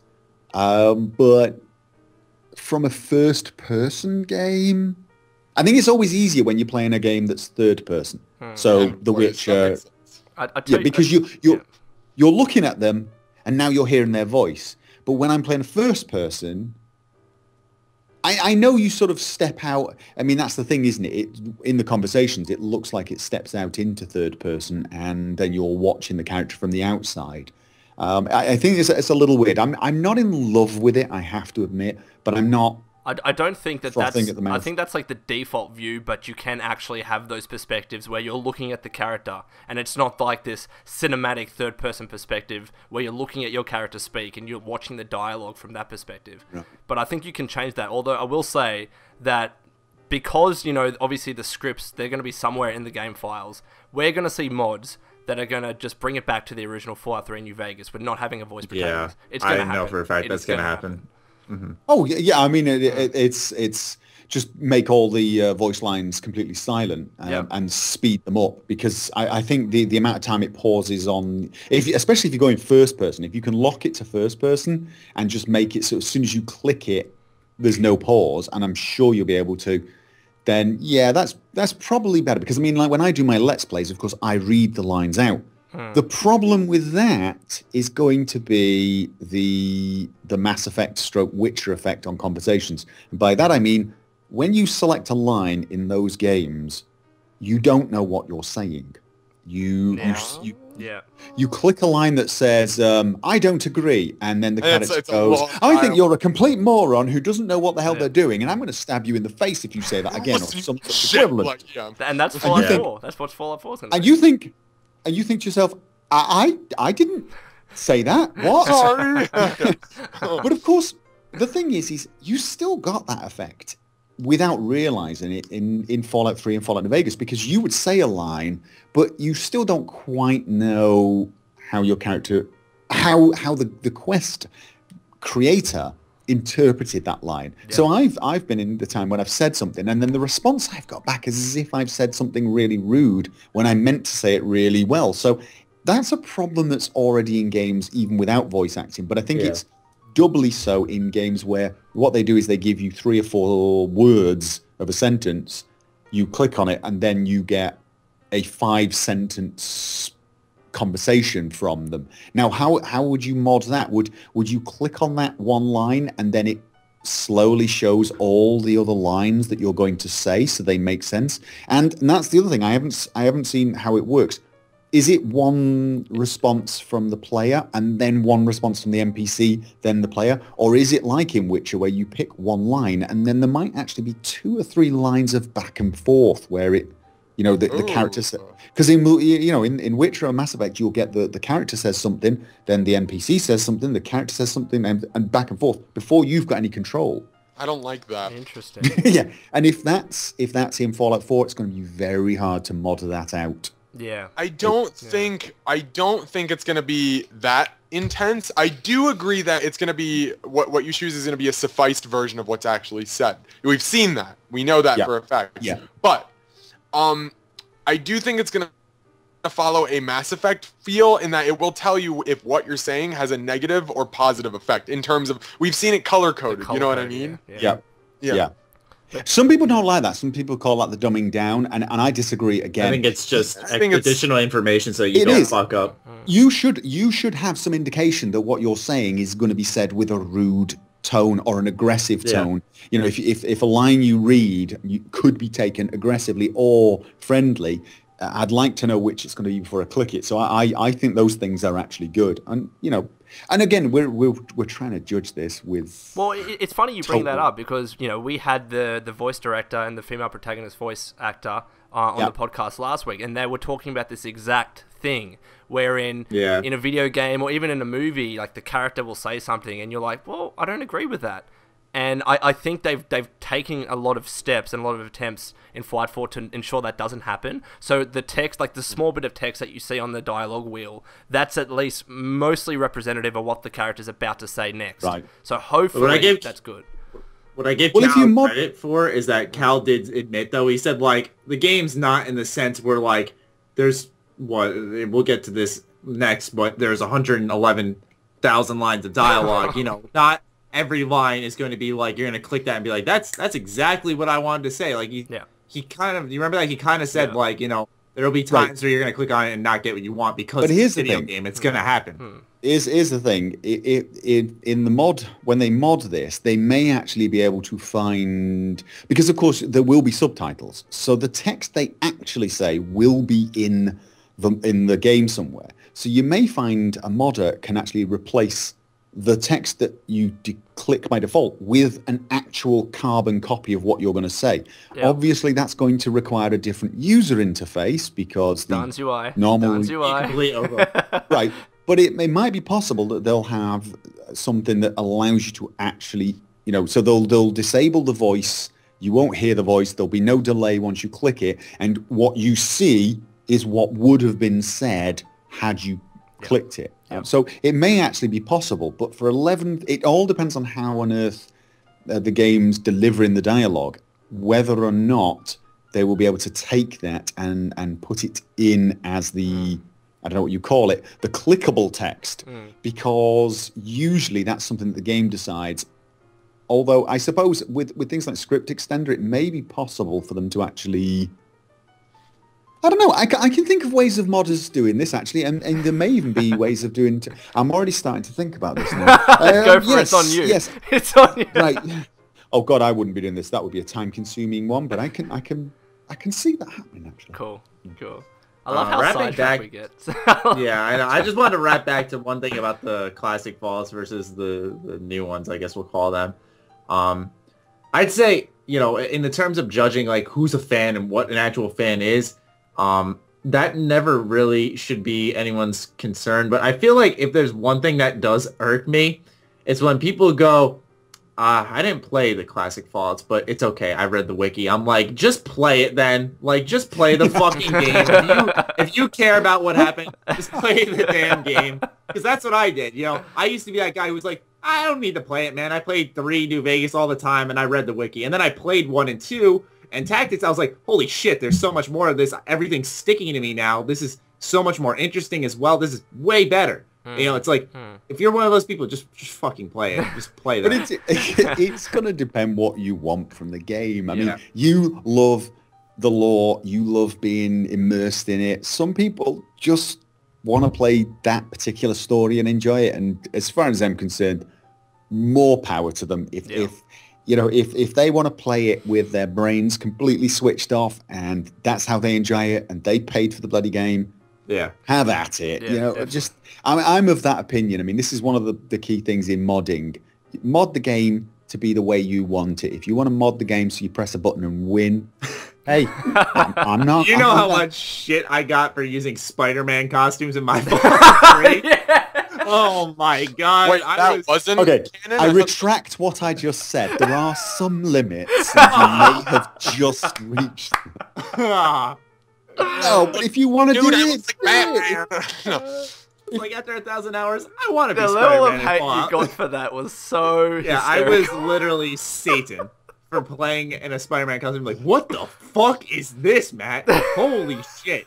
You just spit on the goddamn Fallout Bible. I mean, that's the thing, though. Everyone seems to be utterly obsessed with trying to make absolutely everybody else play the game exactly the way they play it. It's just, everyone's different. That's it. Let them play. Yeah. It's a game. Let Matty play Spider-Man.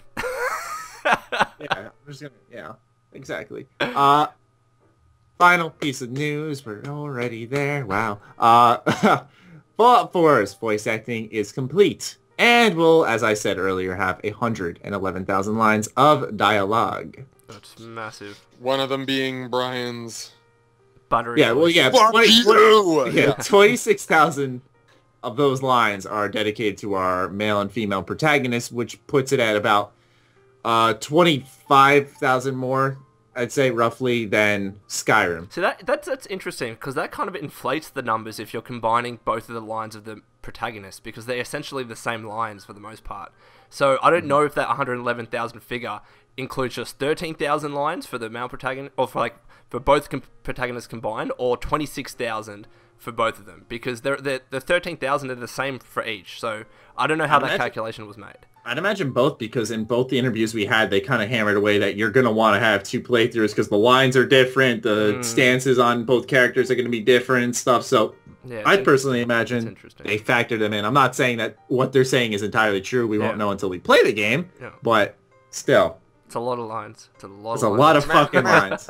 We know the voice actor. Let's just talk to him. We'll see what's going on. Yeah, exactly. We'll just call Brian, man. They'll totally break embargo for us. Let's just see what's up. We're not reporters or anything. It's interesting though that I don't know why people were being so fixated on the number of lines. And no, you have to take away the lines of dialogue for the protagonist because in past games they weren't voiced. But that's like, well, that doesn't mean that they didn't put the time and effort into creating 13,000 lines for each protagonist. It shows, in my opinion, that Bethesda is completely serious and intent on this whole aspect of having a voice protagonist or having two voice protagonists. They want it to work, and the fact that they've put so many lines of dialogue in, obviously, you know, it's quality over quantity, but I think that the fact that they've taken 2 years of development time to get this right, the fact that you hear it in Cal's tone when you talk to him, he was so careful in making sure that the voice protagonist, it wasn't like a shock to the system, that it actually worked with Fallout, that people are going to accept felt it was the change. necessary almost. Yeah, exactly. Yeah. So hopefully that when people actually hear the voice protagonist, that they're like, wow, this is actually really good. Bethesda put a lot of effort into this, and 111,000 lines, I think that is representative of that fact. Some people will hate it regardless. Yeah, regardless. It's change, and yeah. You know, I mean, I'm not even hate change. No. And I'm not even sure how I feel about it. Are they going this way with Skyrim? Maybe they will. Maybe that's what most people want. And when it comes down to it, that's probably, if that's true, that's probably how it's going to be with every game eventually. And, you know, we have to sort of adapt to it. But people are going to hate it. I will call this just because. Comparison. I've used this so many times in the past, but it's the best that I can think 3 in of. a row now. Yes, 3 in a row, but it makes sense. So Bioshock 1 to Bioshock Infinite. Okay. It makes complete sense because I felt connected to Booker DeWitt. I didn't feel connected to I don't even remember what the name of the protagonist was in Bioshock 1. Like, I think it's something. You're all hesitating. But you think of Bioshock Infinite and you know who Booker DeWitt is. I've only played a little bit of that game, and the only person I remember was the guy that kept talking to me over the radio, who was Scottish. Don't tell me anything about it, because I'm going to go back and play those games. I only played a little bit of Bioshock 1. Okay. Don't watch past podcasts. You are in for a treat then. If I get time to play it, I'm in for a treat. Absolutely. Bioshock 1's not that long. Bioshock Infinite's a little bit longer. I'm not saying don't play 2, but if you don't have time for 2, then you'll be okay. But if you should at least play 1. I'll play them all. If I play them, I'll play them all from the start. That's just how I am. Okay, you're like me then. Yeah, you're just gonna go 1. Oh, he didn't say to play 2, but I'm gonna play it anyways. Try to avoid comment sections and anything that potentially might spoil the game for you, because those games were incredible. I love them. Next to Fallout, favorite games. I love them. Yeah, they're great. Yeah, I'm kind of used to doing that though. I've got an automatic spoiler filter. I try to sort of, when reading comments, only read ones that look like they're. Generally, you can spot things that are going to spoilers. Like, I'm not sure if you realise, but, and then brain switches off to the next I always comment. like to just say everyone dies. to trigger. Okay. So everyone does. As a big spoiler. But I mean, I'm getting the same with Stalker. I'm doing a blind playthrough of Stalker late. I'm doing Witcher 3. I'm doing Witcher 3, and apparently people, you know, it's almost to the point where people are going, "Oh my god, you're still playing this game? It's ancient, dude." Yeah, how like many things there are in that game. I just beat that game like 2 weeks ago. That's a big game. Like when you do the side stuff, I have so much side stuff to do. It's overwhelming. I can't look at it. Yeah, but you know what it's like nowadays. People are just like, dude, this game is so early 2015. What the hell are you still playing it for? But like some of the games I'm playing June. Yeah. Forgetting the fact that we have jobs and we don't have enough time to play every day. Yeah. Well, yeah, my job is this, and I'm still. I've only just started, but I wanted to finish Witcher 2. I'm late to the Witcher franchise, and I was determined to play 1 and 2 before 3. So, which is odd, because I actually got to play a little bit of The Witcher 3 before I'd finished Witcher 2 completely, because I went to Poland. I remember that. That was. I remember those videos. I was excited for you. That was fucking awesome. Wait, that's when you went to the studio? Yeah, I went to the studio, and because I didn't want to spoil it for myself, on certain bits of the conversation, I took the headphones off and just randomly picked conversational points, so that I didn't. Which made all the characters die. And then, or when talking to people, I'd be like hitting the skip buttons, so that I kind of knew I'd talk to them, and I kind of knew I had a quest to go off and check something, but I didn't quite know why. You know, but I had to follow some of the quest conversations because I had to try and get a feeling for how good the acting was, which was bloody superb. Yeah, I listened to the Emperor's lines, and of course that's Charles Dance. So the guy who played as what's his name in Game of Thrones, Oh yeah, What's his name? Tywin Lannister. Tywin. Yeah. Oh my God. Great. Yeah. Great stuff. He's always been a brilliant actor though. So, but yeah. So I mean, I was determined to finish number 2 before I started number 3, and so I'm slow to the party, I'm afraid. Yeah, sure. Nah, so was I. But I tried. I played 10 hours of The Witcher 2, and like it's not like I couldn't get into it. It's just like I guess that's kind of actually it. I got hooked, and I think a new game came out or something. I was like, I'll play this later, and I just when I tried to come back, I was like, I'm not interested anymore. Yeah. Did you play Witcher 1? No. That was a tough game to get through, but still Witcher 2 absolutely was superb. fun. I didn't play all of it. Matt, you made me get it when we were on our used game binge for like 8 summers. And Oh my God, that was great. It was a fun time. And it was a fun game. I didn't beat it. I played like kind of a third of it, and it didn't keep my interest, if I'm honest. No, Which is weird because usually I like open world quest games, but I just. Well, number it's a 2's good not game. open world though. Number 2's not open world. That's true. It's a little more really, limited. and it's the thing is I mean, number 1 especially. It's a tough game to get through. It really makes you work for it, and you know the quality of things like voice acting in number 1 was terrible. Even though the story was awesome, it was really it was put together a bit kind of. Well, it wasn't executed well. But there was something about it. There was something that kept me going through it. Something that just... There was some love, some attention to detail. The background lore, for example, you just found yourself getting drawn in if you could suffer the pain. And it did. It had a pain barrier, The Witcher. And The Witcher 2, to some degree, probably for some people. Although after playing Witcher 1, Witcher 2 felt like just rolling downhill. It was a piece of cake compared to the first game. But I was already hooked then. Witcher 3, I mean, you can see the transition this company have gone through when you play these 3 games. Because Witcher 3 is just so easy and pleasant to play. So pleasant, it's ridiculous. Maybe one of the easiest games to play I've ever played, if you know what I mean. Like, there's nothing about it that I have to try to enjoy. There's nothing I have to sort of ignore to get to the next step. I'm enjoying every step. I'm enjoying taking my time, much to some of my viewers' disgust. It's like, oh my God, get out of the starting area. But there's a bit I haven't checked yet, dude. There's a bit I have not checked. There's a tree over there I have not inspected. There's a tree over there. So, you know, and it's that. There's nothing about The Witcher 3 so far that has been hard work, and I think that's one of the great things I've seen from CD Projekt Red across their 3 games. This progress from a lovable but bloody annoying cult classic to a superb AAA title that pretty much shows all the big boys how the hell they should be doing it. We really got off track, didn't we? How the hell did we get? Let's put it this way, Gopher. We are an hour and 40 minutes in, and we've just finished the news. Yeah. Oh okay, I thought that was what we were doing. The news. Is there another section? There's 3 more. Okay, you may have to cut this down a little bit for you, or are you going to just do like, here's the pod. Yeah. Here's the bloody podcast. Have fun. That's what I do with my live stream. Because we don't want to keep you up too late.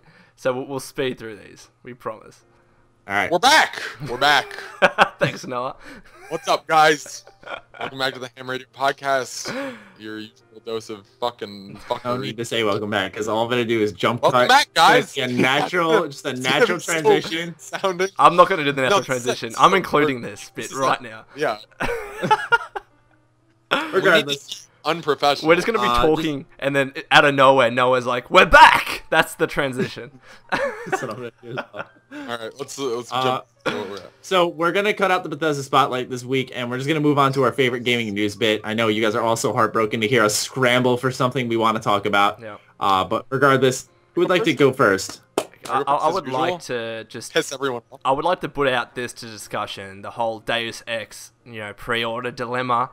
I think... But am I going first? Oh, God. I just want to know. No, because I know that this is going to bring about a lot of discussion for all of us. I know Gopher, you made a video. I know Total Biscuit made a video. Boogie, like, this is big news because it's just such a clusterfuck. Really, I can't believe that this kind of pre-order system even exists.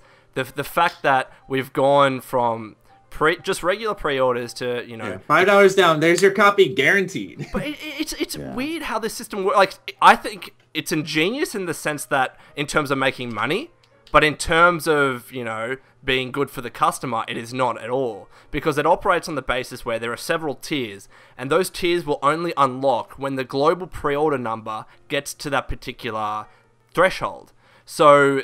Really? I didn't know that part. Yeah, so what happens is what kind of shit is that? There are 5 tiers. Like, you get 3 different skins in one tier. That's the first tier that's unlocked, and I think that's the default exclusive pre-order bonus. But as pre-order numbers go up around the world, and there are actually Kickstarters now that have started to push this along, tiers will start to unlock, and one of the last ones is to play the game 4 days early. One of them is to get an exclusive mission.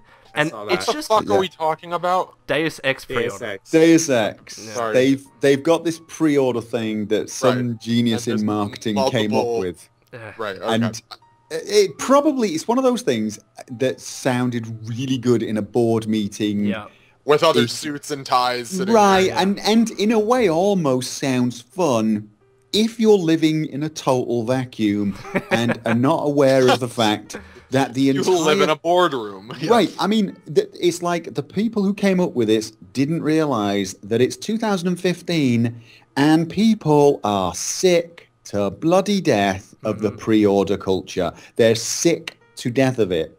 And 2015, I think, is the year everything got turned around. You've got companies coming out, releasing games like The Witcher, Fallout 4, where the pre-orders are perfectly reasonable. They don't give you any exclusives. They don't do anything stupid. You don't feel like you're being abused or used as a customer. And it looks like some publishers are getting the right idea. And then they release this game, and apparently they've been paying no attention to the hate all the other pre-orders have been getting and all the love that some companies have been getting for not doing that, and decided to go one step further and see really how many people they could infuriate. I mean, the answer Mortal was Kombat took it, like, was a that. bit too far. And like, Don't bring it there. Come on, we have segments. No, it's just... Bringing it, though, is as an example, the whole Goro, the fact that Goro was cut out, an iconic character that everybody was excited to play as, and it was taken out of the game unless you pre-ordered it. That's absolutely absurd. I don't mind pre-orders if they're like... Could you not order it? Could you not order it afterwards once pre-order was done? It was available for $5 afterwards or something. You had to pay. Okay, well, that's at least some... Okay. But still, so in a way, it's annoying. Well, if they'd have remarketed that as, instead of you have to pre-order to get Goro, if you pre-order, you get $5 off, and then just make the price 50. What was the price of the game? $60? Yeah, probably. Yeah. Make the price of the game $65 at launch, but if you pre-order it, you get $5 off, i.e. the price of a DLC.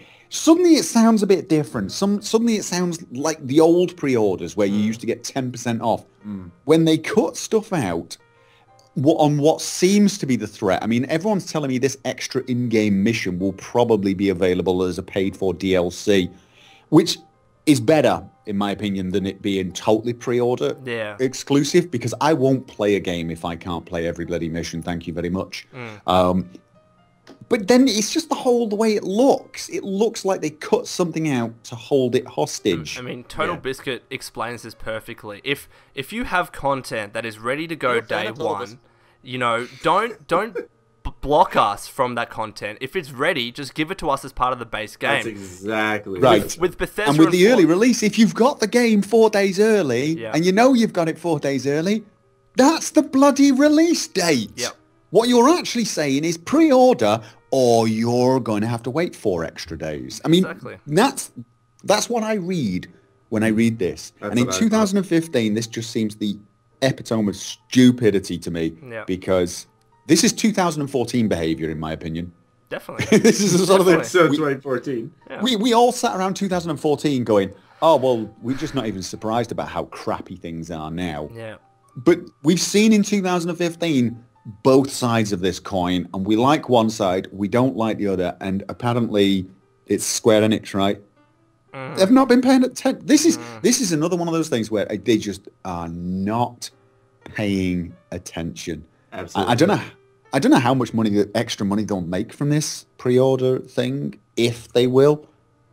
But my God, It's the taste just it leaves in people's extortionate. mouth. It just boils down to exactly what we said at the beginning. It sounded good on paper when they were all talking about it from a business standpoint, but they didn't know their audience. Well, it's clearly. ingenious. Right. It's ingenious from a business perspective. I'm not going to lie, but in terms of being, good for the customer and the consumer, it is not at all. I mean, like, Yeah, because so many people are going to be like, "Oh yes, early access." Wait a second, if it's fucking ready, it's fucking ready. It's not. And the way I say it, it's not paying for like. If you pay for this or pre-order the game, you get this additional content. It's more, if you don't pre-order, you don't get this. That's the way. That's it. That's how everyone sees it. They don't see it as extra value. They see it as value having been removed from them. Exactly. If they don't agree to give money in advance before all the reviews come out. I mean, even Street Fighter shipped with locked characters on the disc that you had to pay for the DLC, and they were already on the disc. They were created. That's the sense of taking your content away. If it's ready on day one, release it in the base game. Fallout 4 is, I think, Bethesda's operating perfectly in that they haven't even looked at the DLC. They've started thinking of concept ideas, but they haven't created it. Their DLC is, being created post-launch, which is, I think, the traditional model of DLC and the way it should stay. Not as in, we're going to create DLC content before the game is even released, and you're going to have to pay for it on launch. That's absolutely absurd. Well, then again, look at The Witcher 3's DLC. I mean, they obviously were planning DLC before the launch, and they'd started to develop it, but they'd promised that all of that DLC was going to be released weekly as freebies, and they did. They've been. I don't know how many they released. 17, was it? Yeah. Yeah, I think they're close to the end of it all. Free DLCs, totally live it. We were working on some of this stuff whilst we were building up to release, because obviously some of the developers were probably free, doing very little, and they just decided to release it as free. It generates goodwill, and goodwill. It seems that some companies, some publishers, have just not understood the concept of goodwill, and this is a prime case of it. How they came up with this idea and nobody in the room went, seriously, have you any idea how badly people are going to insult you? There's going to be two types of people. There's going to the people who go, this is terrible, this is evil, and then they're going to be the other half of the people who go, yeah, but that's how it is now. What are you going to do? There's going to be very few people, very few, and there will be some, before everyone starts commenting in the comment section, there will be some who go, no, I think this is a great idea. Yeah. You will be a minority. The vast majority will either be, we hate this, or the jaded kind of, well, that's just how things are now. I'm kind of used to it. Yeah. Wait, I just thought, this isn't the first time this happened. Didn't Call of Duty do something like this, like a day zero Don't launch get me thing? started with Call of Duty. Didn't they do that with Advanced Warfare? Oh, yeah, they did like day zero, pre-order this, you get it a day early kind of shit, and so many people ate that up. Apparently extra missions have been a thing before. In Deus Ex, apparently Human Revolution had a pre-order mission that you only got, if you didn't pre-order it, you had to pay for it or something in an expansion that came out later. I don't remember that. I mean, that's the thing. I wasn't really paying that much attention to it. If I'd have known that at the time, I would have been really angry. Yeah. But they probably got away with it then because we were okay with pre-orders a few years ago, back when pre-orders meant, either 10% off or some plastic crap or a map or some box with a figure in it. Now we see the word pre-order, and what was that word you were screaming earlier that I won't say? Me? Yeah. Was it me? I can't remember now. Was it Noah? Or the F-U that you were screaming that I won't say? Yeah, because that's what I read when I see pre-order now. That's what most people see when they see pre-order. They see pre-order and they see a foul bloody word. They see an insult. They see a publisher sticking their middle finger up at the same time as trying to put their hand in their pocket to steal all their money. That's what people see. Even the word or the phrase season pass has gotten that bad implication with it. Don't get me started. That one's true. Don't get him started on season pass. I'm going to give you an example. Arkham Knight, baby. No, you brought up Call of Duty. Did you know that me in Australia, guess how much the season pass for Call of Duty Advanced Warfare is? $60. As much as you guys are paying for the full game, that's the season pass for me. Wow. $60. Absolutely absurd. And that's only a $5 discount if you buy the individual map packs separately. A $5 discount. I'm paying as much as you guys are paying for the full game. For a season pass. That's insane. I'm angry. You're making me livid. I'm frustrated. Anyway. I'm not one of these people who says don't pre-order, because I occasionally do pre-order. I've pre-ordered Fallout 4. Yeah. Absolutely. I know I'm going to play it.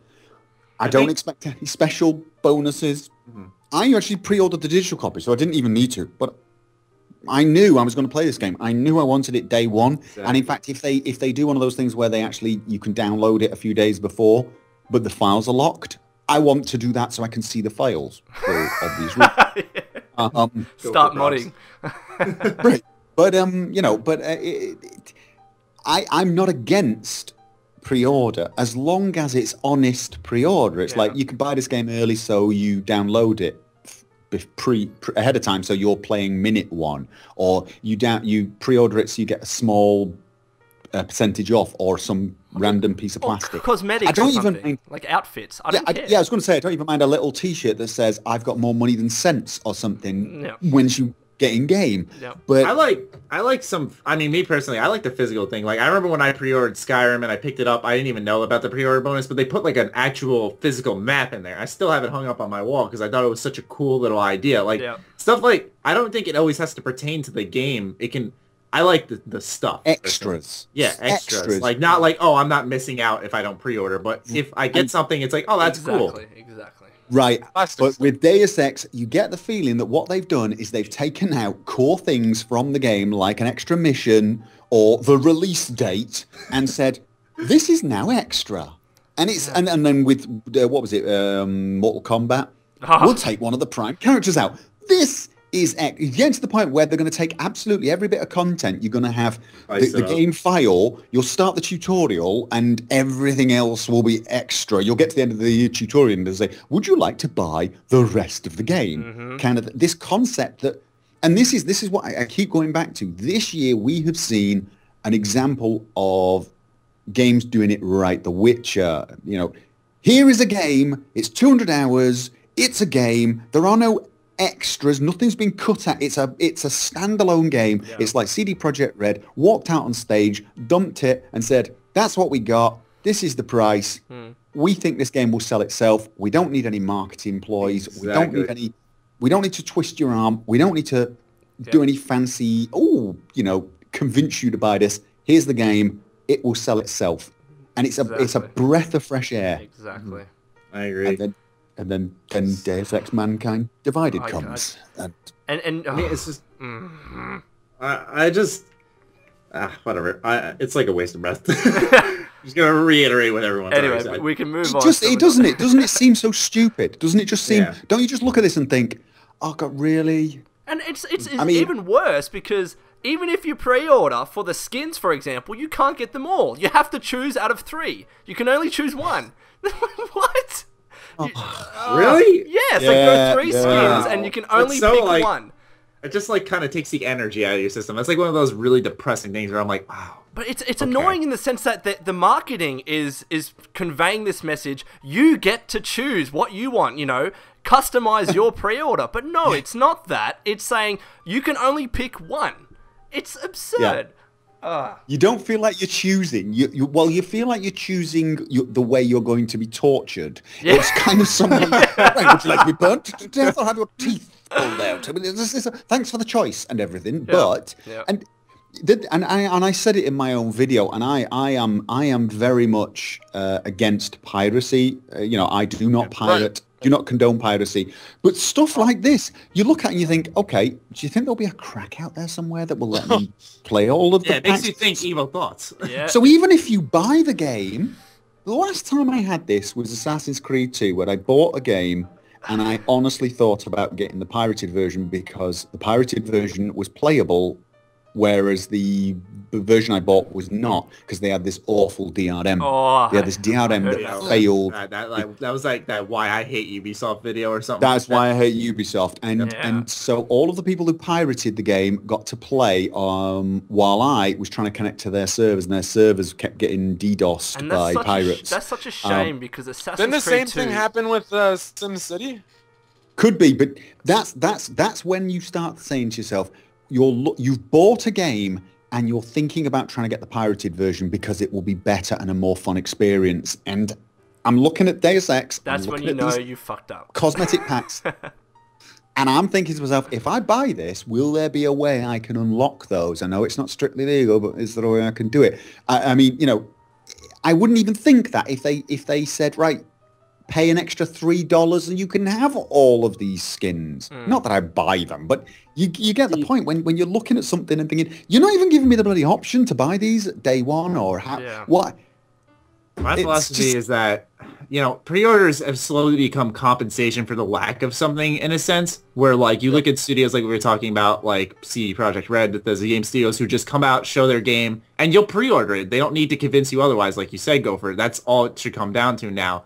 It slowly is, and that's what I think. It seems like pre-orders are just this, like, well, I'm not saying that games who do pre-order bonuses don't have anything to offer. I think Batman Arkham Knight was a fantastic game, but it, you know, had 1,000,001 pre-order bonuses. You know, get this exclusive mission from GameStop or this one from Walmart. That's the one that's locked at 30 frames a second? Yeah. No, I didn't play on PC. I played on PS4. PC had and so many problems on that. It was locked to 30 FPS. I can't believe that they... No, I remember reading all on that. It was incredible. I wasn't surprised, though. You look at the issues that Origins had, I just had this gut feeling. I couldn't give any proof or substance to it, but I just had this gut feeling. I'm like, the PC port for Arkham Knight is going to suck. And it did. And thank God for Steam refunds. Thank God for Steam refunds, because if that system wasn't... Oh, yeah. Fuck. Anyway. I remember somebody on one of my videos basically telling me that people really didn't care about 30 frames a second, and he was making this comment. He was making this comment, and then pretty much about 2 hours later, Batman Arkham Knight came out with a 30 FPS lock. And I pointed to that to him and said, I think you underestimated how much people are going to react when they don't have access to 60 frames a second. Yeah. And he went, nah, it'll all blow over in a day or so. Everyone will have forgotten about it. It's this whole cinematic thing. Oh, it looks better at 30 FPS because it's cinematic. Like, no, it's a video game. It should be buttery smooth. I would never forget who said that. Who's the fucking idiot? That was for EA. Oh, that was for the game. Which game was it? The one that lasted 25 minutes. The Order or something. Oh, the Order 1886. Yeah. It was 1886. It's like.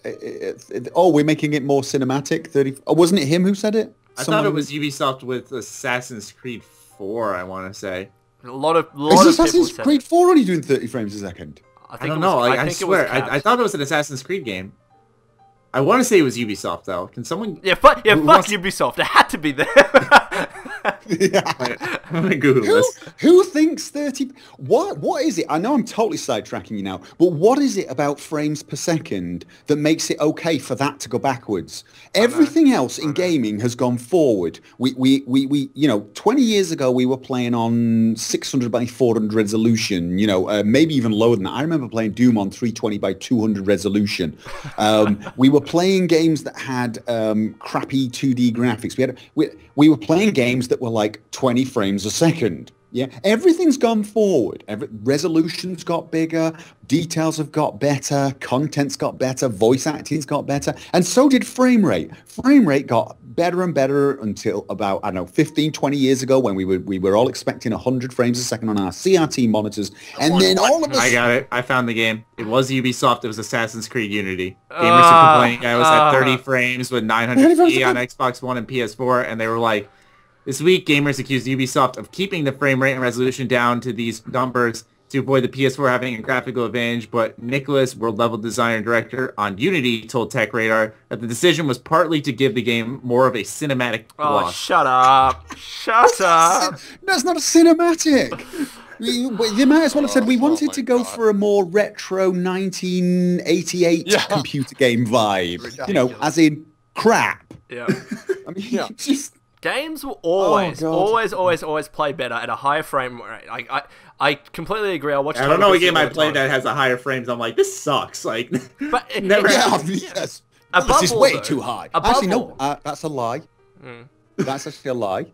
I remember, I mean, because I'm older than you guys, I remember upgrading on Quake 2. I believe it's Quake 2. Yep. I got my first Voodoo card, Voodoo 2 actually, I think it was. And I went from playing at 23 frames a second to between 45 and 60 frames a second. And I could only play for 20 minutes at a time without feeling physically ill. You got motion sickness. Wow. I got motion sickness, and it took me 3 or 4 months to get used to it. And I did get used to it. I can't play a lot of PC games right now, like just because. You know, I see a lot, like even like the fast frame rate. Yeah, the fast frame rate because it messes with me. It messed with me, but my game improved 1,000-fold. I went from being, at the top end of the leaderboard to dominating. People were accusing me of hacking, and I'm like, nope, I just got myself a Voodoo 2 card. It made such a difference to how well I played, nice. And I've never gone back. I've never gone back. My frame rates have climbed and climbed and climbed. I know when it was. It was LCD monitors. They locked everything at 60 hertz, and people began to think that was some new holy mark or something. People don't seem to realize that many gamers didn't even want to go to LCD monitors for years, partly because of the latency on how fast things updated, but also because of the low refresh rate. 60 hertz for many gamers was like, well, that's way too low. I'm not downgrading my gaming to go for that. For some reason now, 30 frames a second is we need to change subject because I will be here all night. Frame rate is my bugbear. Frame rate is my. That's my. Who would like to go next? Who would like to go next? On what? News topic. News topic. Oh, okay. I don't even know where we are. I'll go. I'll go. Matty, go. Okay. I was excited to learn this week about the Star Wars Battlefront beta, but then I saw Noah's tweet, and he made such a good fucking point. What did I say again? Because so they were like, you asked, and we heard Battlefront beta coming early October, and I was like, shut the fuck up. Like, this was a plan, EA. Shut the fuck up. Like, don't think you had us in mind. It's so true, though. They've never done anything community like pushed. It's always been planned. It's always been this is how it's Dice game hasn't. I can't think of the last Dice game that didn't have a beta. I'm sure recently with my luck, because anytime I say something like that, you've jinxed it now.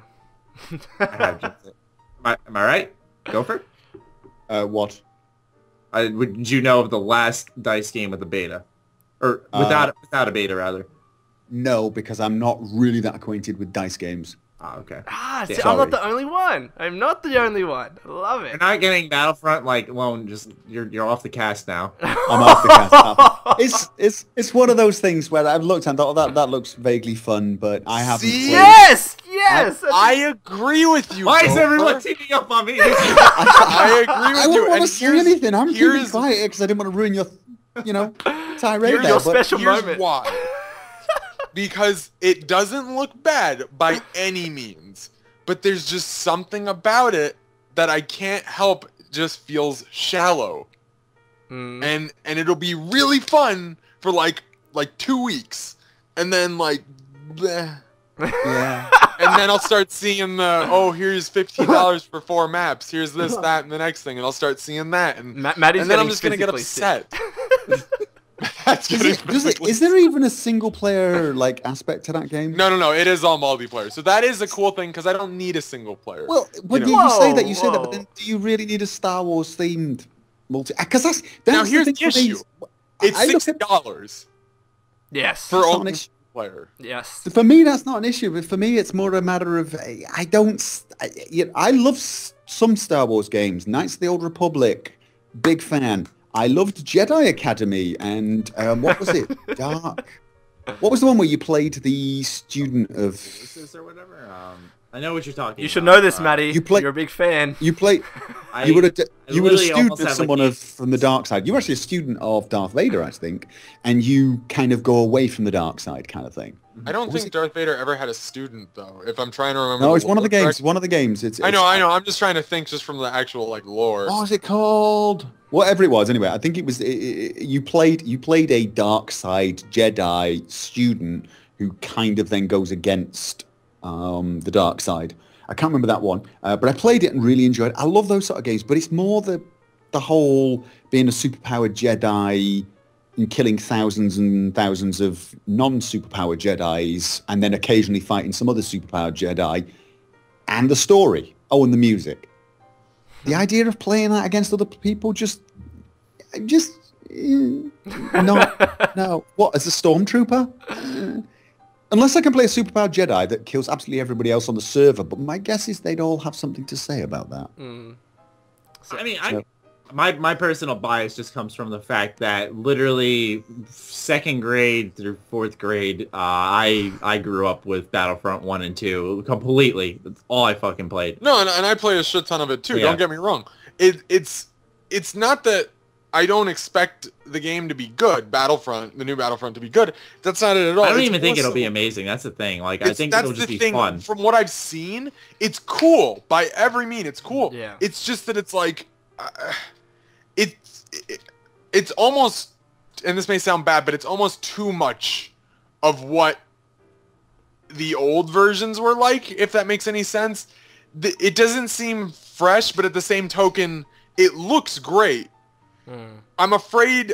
Okay. Let me gather my thoughts here. It looks too pretty for what it is. Again, this relates back to me saying it is, unfortunately, I think, going to be a shallow game. It reminds me, like, it's going to be a lot like Titanfall, in my opinion. I feel it's going to be a fun game, but there's going to be little content. A week later, you're going to be like, okay. Yeah, But that was interesting. that's what I see when I see games like that. I see something like Titanfall with a Star Wars skin on it. Mm-hmm. And Destiny. I've not played that. I've not played that. That's a good thing. You're Go not for it. wrong. Never play that game. It's I've heard mixed views on it. Yeah. yeah. We could have another whole discussion on that. I thought Destiny was so overhyped and it ended up being such a bland game. Bland. You know what's funny? Hold on, everyone, just listen to my time hop for a second. There we go. No, it's Wait, absolutely. how long ago is it? How long ago is it? Last year. It's fucking hilarious. Okay. Okay. 8:11 p.m. last year. Imagine Destiny is a total bust and a completely linear fail like the beta. Laugh my fucking ass off. How on the money was I? Oh my Whoa, goodness. here we Oh, go. man. I saw that. I was like, wow. I didn't even remember saying that. That's great. Jeez. I can't.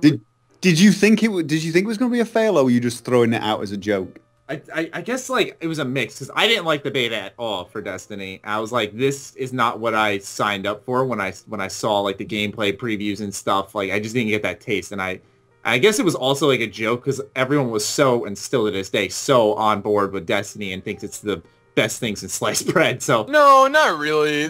People have definitely hopped off it. And there's a giant huge fandom in my opinion. there is a fan base, but there's a lot of people. There's just as many people who say it's a shallow game. No, absolutely. I think the fan base, this is a huge estimate or a guess, but I think the demographic, they're a lot younger. They like that RNG aspect, your typical Call of Duty. Most of the fan base is younger, but older fans, I think, well, for myself anyway, I appreciate a bit more of a story-driven, something, with a bit more substance to it. That just repetitive, running and gutting, doing missions, leveling up, it doesn't work for me. Borderlands, yes, has that aspect, but also has good quests. Good quests. The story, there is some sort of a story It's fun at least. to Oh wait, hold on, wait. We forgot the most The important story, one. Worthwhile story in rewards. Borderlands is bloody awesome. Yes. And Yes. and the NPCs were bloody awesome. The dialogue was brilliant. No, the dialogue I is think. phenomenal. Absolutely. Phenomenal. And that's the thing. Like Borderlands 1 was definitely it wasn't as good as Borderlands 2 in terms of story because that cliffhanger, if you remember it was such a fucking letdown. It really was. Yeah. But Yeah. Borderlands Yeah, that 2, was like, it still has that RNG, running and gutting, leveling up your character, collecting millions of guns and whatever. But it does have that further layer of substance, whereas Destiny, I don't think, has that. It doesn't have that overarching story that compels you to do these quests. It's just very dry, in my opinion.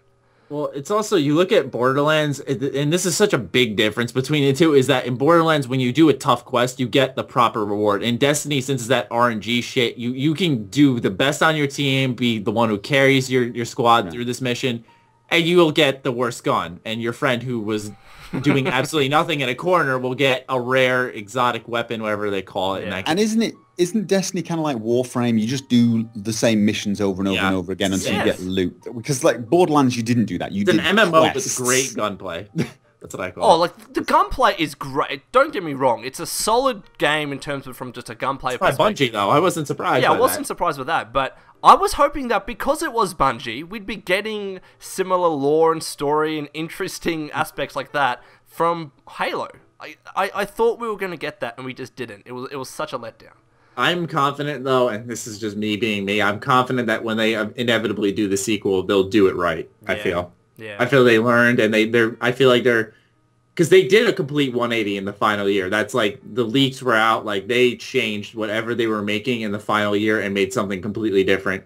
And they're lucky that there was so much hype behind their game where people who were so excited for it and ended up sucking made sure they liked it anyways because of their excitement for it. Yeah. Right. They had too much emotional investment. Yeah. So. But do you think it's possible? I mean, from what I'm hearing with Destiny is it's generic missions. It's I mean, the thing that distinguishes it with Borderlands is every single mission you did in Borderlands with the odd raid boss once you finish the game was a unique quest. I mean, they might have been similar, but they all had a purpose. Quest. Some of them were basic. Some of them didn't have much going for them. Some of them had great lines of dialogue, or some of them only had 3 or 4 lines of dialogue. Some of them involved you like interacting with something you got a quest. But it was like 2 steps away. It was ridiculous. Like, I love those types of quests too. They're so funny. You know, I mean, the ones I always think about are things like the quest that gives you the shotgun that fires the exploding swords in Tiny Tina's Assault on Dragon Keep. Things like that. You know, fun little quests where you've got some brilliant dialogue. It's almost a break from the seriousness of it. Right. You know, of some of it. You know, you get this great dialogue from people like Mr. Talk and Tiny Tina, who were just awesome characters. Yeah. Mr. Talk was brilliant. Yeah. And then you get a reward at the end of it. Now, it was random. That one was random, and you had a chance of not getting the really good version of the thing, but you still got a version of it that was pretty damned awesome. Yeah. It was, you know, there was some predictability to it, and I can they do that with Destiny? From what I've heard, wouldn't they have to literally change the entire way it's done so that it had actual quests instead of randomly generated ones, and then you would get to the end?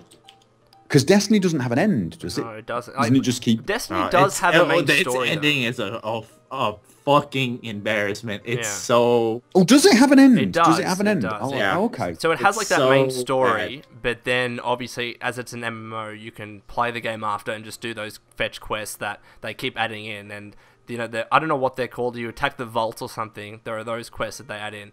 But the glass door or something, it's interesting. But in terms of Destiny, what they can definitely improve upon is, I understand that, you know, your character, if they're silent, that's fine. They could add more interesting characters. And again, Borderlands is a great example of that. The characters in that game were so fascinating. Tiny Tina, favorite character of all time, because she was just so crazy. This little girl was, and the dialogue was awesome. I love that aspect, to the stage where I wanted her in every DLC. But that's the thing. Destiny can improve upon that just by adding interesting characters and interesting story. Yes, have those fetch quests in there for those that like the RNG aspect, but at least add that further layer of depth for those that are actually looking at it. Like, probably older gamers that want more of a story or narrative-driven game that, you know, fascinates you. I don't know. That's just my long-winded rant on Destiny. Who would like to go next? I passed out about 6 minutes ago. Noah, you can go. Well, tell your story, Noah. Tell your news. I don't have news. I should have spent this time looking for something. I really thought you would have been. Oh my god, we cut out a bit to save time, so you have to scramble for that.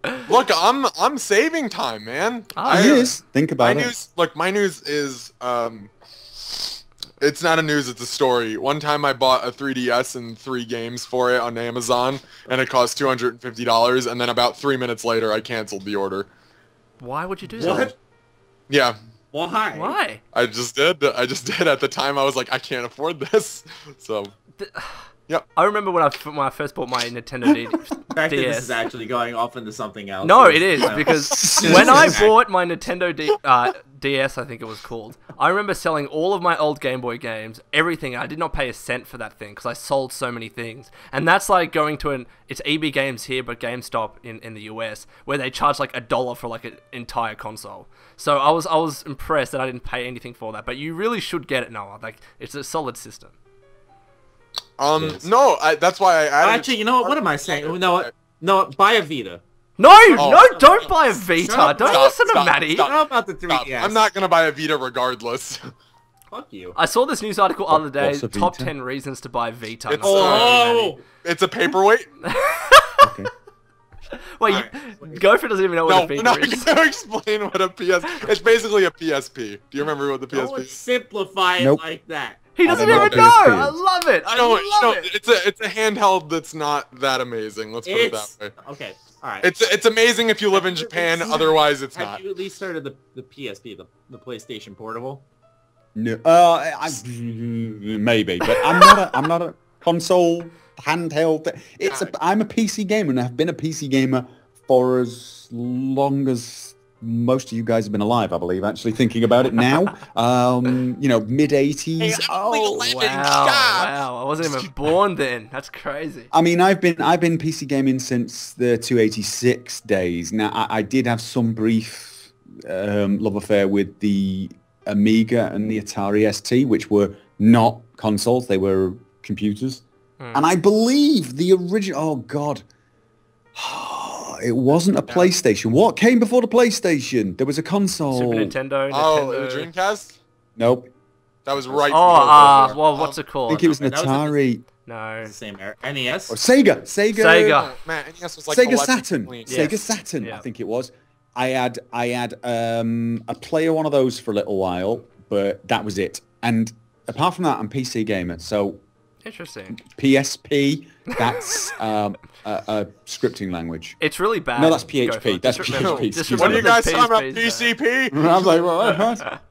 Alright, I'll give this to Matty. Matty, one of the greater games I've played, it was on the PSP, it was Final Fantasy Crisis Core. That was a good Oh, game. I know. That game was... Oh, yeah. That was a You're telling me. fantastic game. Fuck yeah. Other than that, though, I haven't had great experiences with the PSP. That's why I didn't get a Vita. Dexter, what else is there on the PSP? So you have to think about it. So because I have more fond memories on my Vita. My PSP, I played because that system was so popular, you played every new game instead of getting it on your PS2 or wherever you play it on your PSP. I remember Need for Speed on there. That was fun.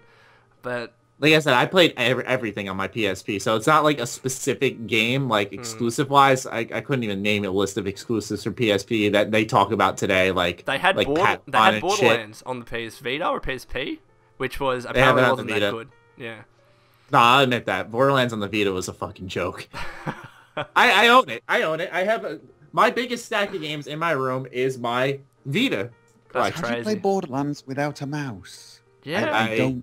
I was curious. I was literally curious how you could play Borderlands on a system the size of my fist, and it's not good. They dumbed it down a lot, I remember. Matt, most games played on a system the size of your fist aren't good. I have a stack right here that'll date. Okay, you and Greg Miller.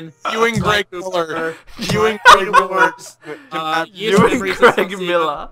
Scales of Hearts are. I'm done. Me dropping all my cases on my desk. I love it. I love it. Triggered many fans. Anyways. The 20 digital games I have downloaded, I win. You can't beat me in this argument. Gopher, would you like to talk about your news bit? I also don't have any news because the only thing I've noticed in the news this week was the Deus Ex thing, which I believe we pretty much hammered to death. No, let's go in another hour about it. No, let's not. I'll get more And I upset. did derail one of your news sections with an FPS rant, so let's just say I've taken All good. way more than my fair share of time. Alrighty. All right, then. We'll go on to the fan questions. We got 4.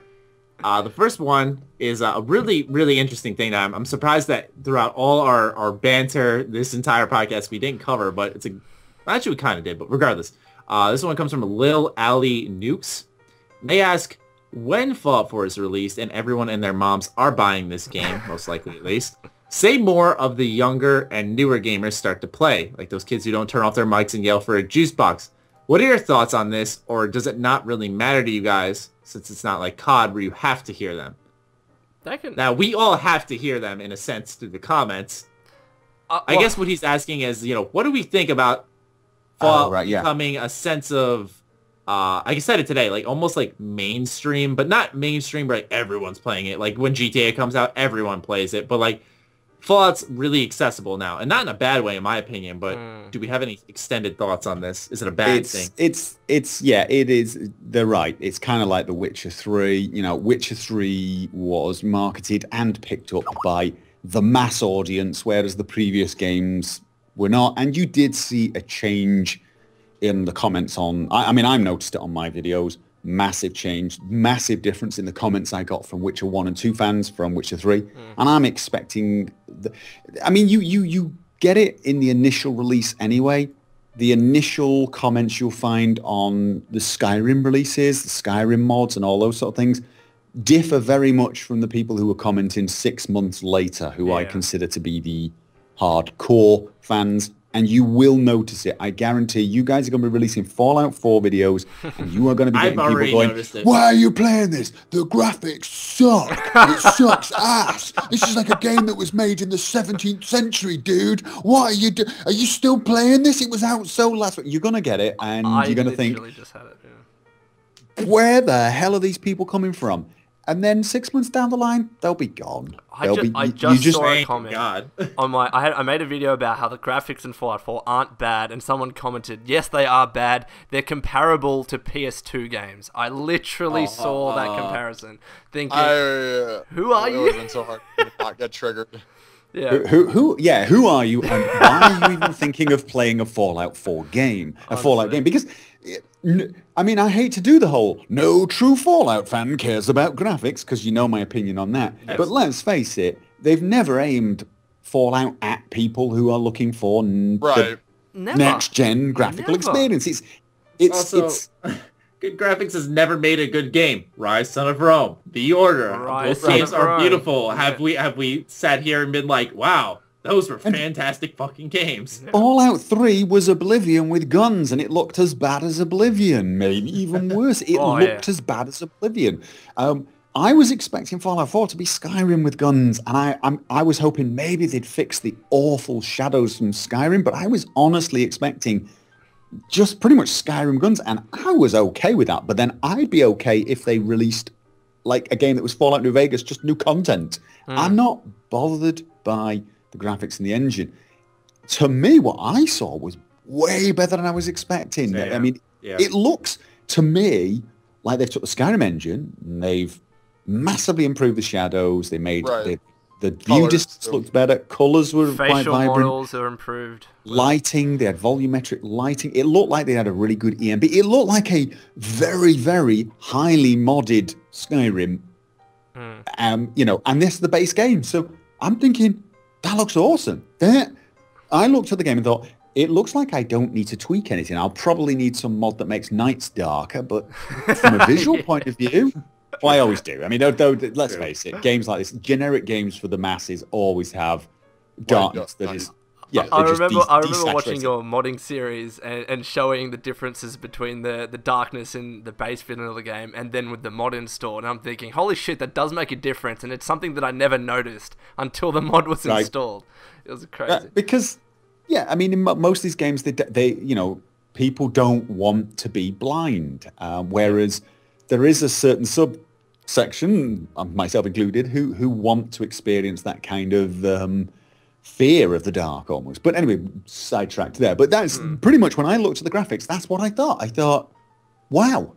And it was beyond just the graphics. It was the way everything moved as well. I mean, watching the death floor move. And so I'm thinking, this is awesome. And when you saw the ghouls running through the supermarket and the trolleys were moving out of the way, and I'm thinking, wow. Yep. I was really impressed. And then when I was reading comments from people saying, oh, this looks crap, my mind was blown. Although, Same.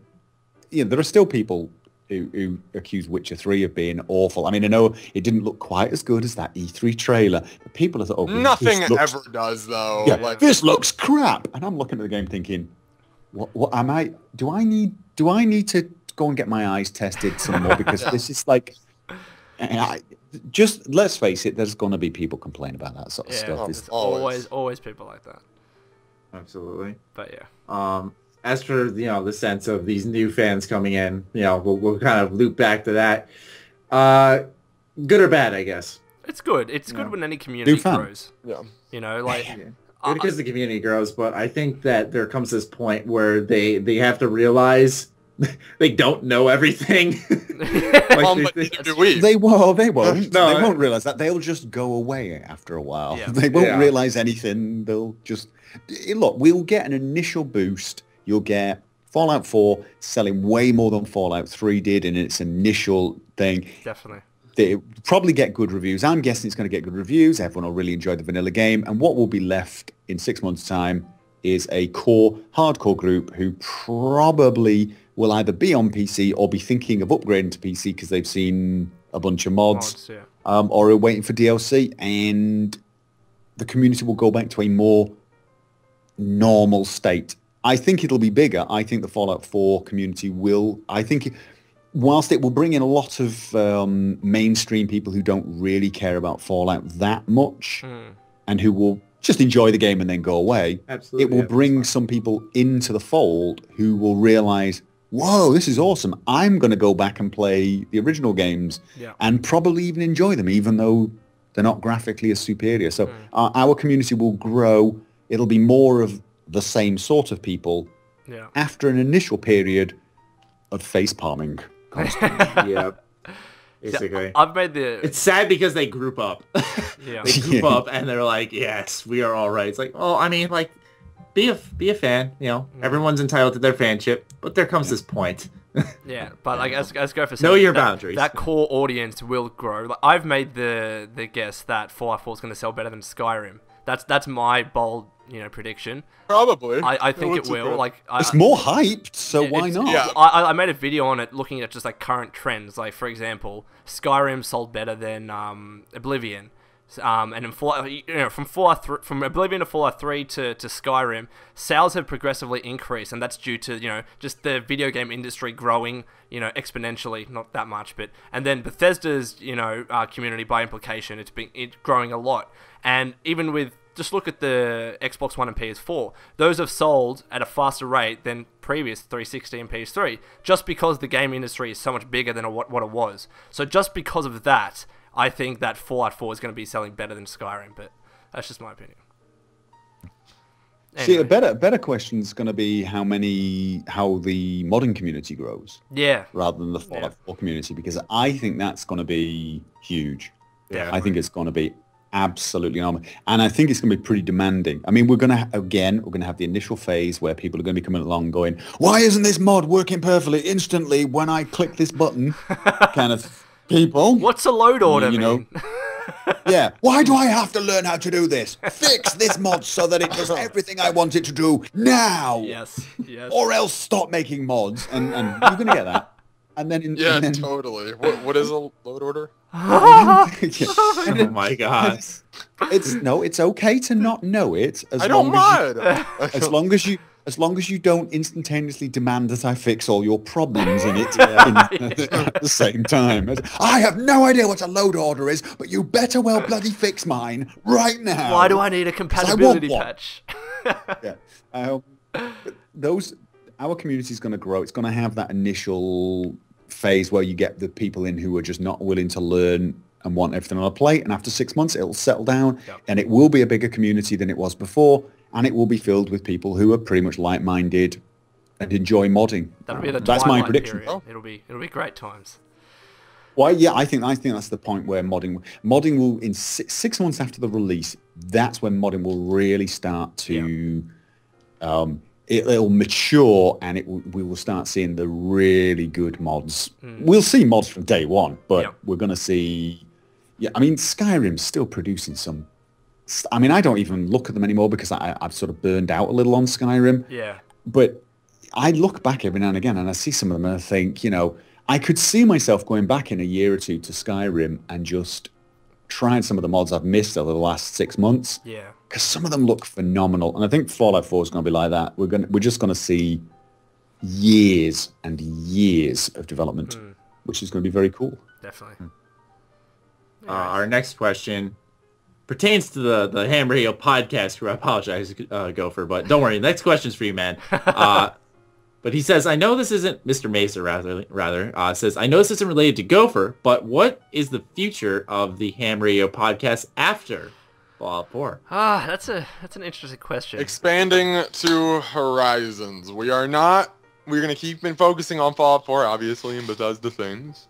But, you know. I'd say the podcast will shape into its true vision, which was a Bethesda podcast. You know, it's because Fallout 4 is the headline every week because there's always something new to talk about with it. Once Fallout 4 is out, you know, you'll have your spoiler cast, we'll have DLC, we'll have tons of shit to talk about, but it's not probably going to be headlining every podcast. You know, it'll be some, probably after Fallout 4, a month or two later, will probably be Doom headlining or Dishonored, Definitely. Other games, I imagine, you know. And sure, that'll suffer at the point of viewer count, but our initial goal was let's make a podcast about what's happening at Bethesda. Yeah. Because no one does that. It brings a bit of variety too. I mean, if you talk about, and we do this on our channels, and I've gotten burned out a couple of times. If you talk about Fallout constantly, it does burn you out, like with anything in life.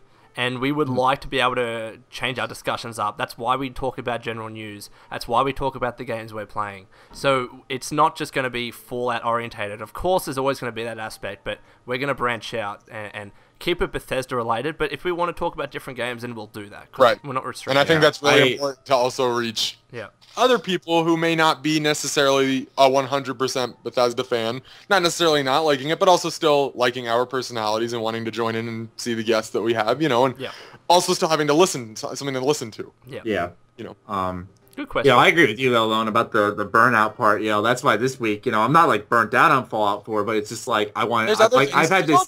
Yeah, I've had this itch lately to be like, you know, I want to do something a little different. I want to talk about Mad Max. I want to talk about Metal Gear. I'm not going to make a Metal Gear video because Konami will fucking destroy my channel. Oh, yeah, don't do that. Do not do that. But you get what I'm saying. If you're going to play it, just stream it. Yeah, exactly. Yeah.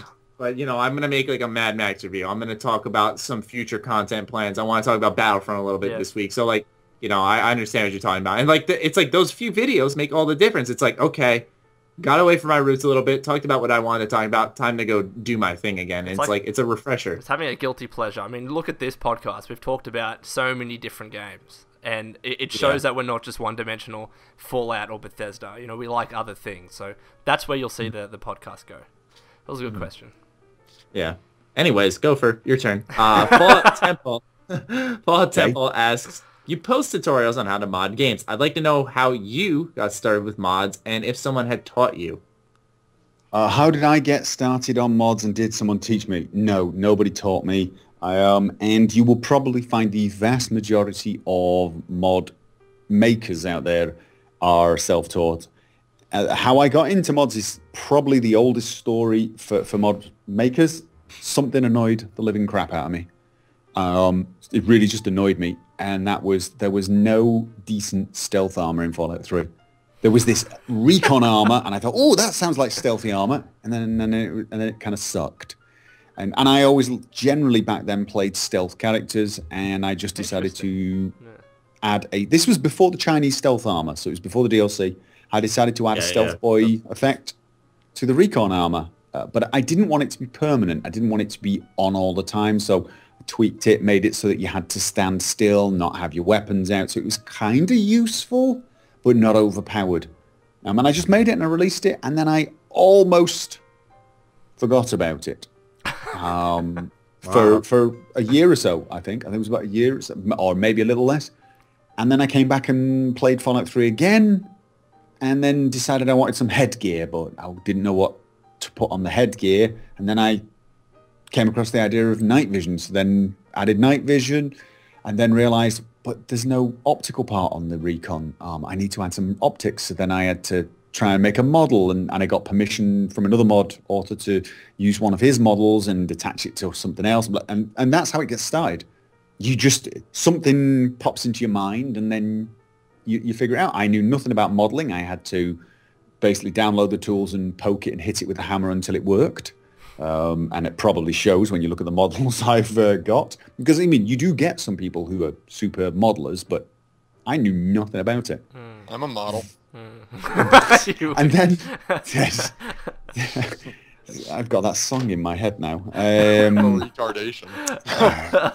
No, so right said Fred wasn't it? So I then moved on to, you know, making heads-up display things because of the night vision. I wanted some indicator on the screen of how much power you had on the night vision, and that's how it works. It kind of barrels onwards, and each step, I just needed to learn something completely new.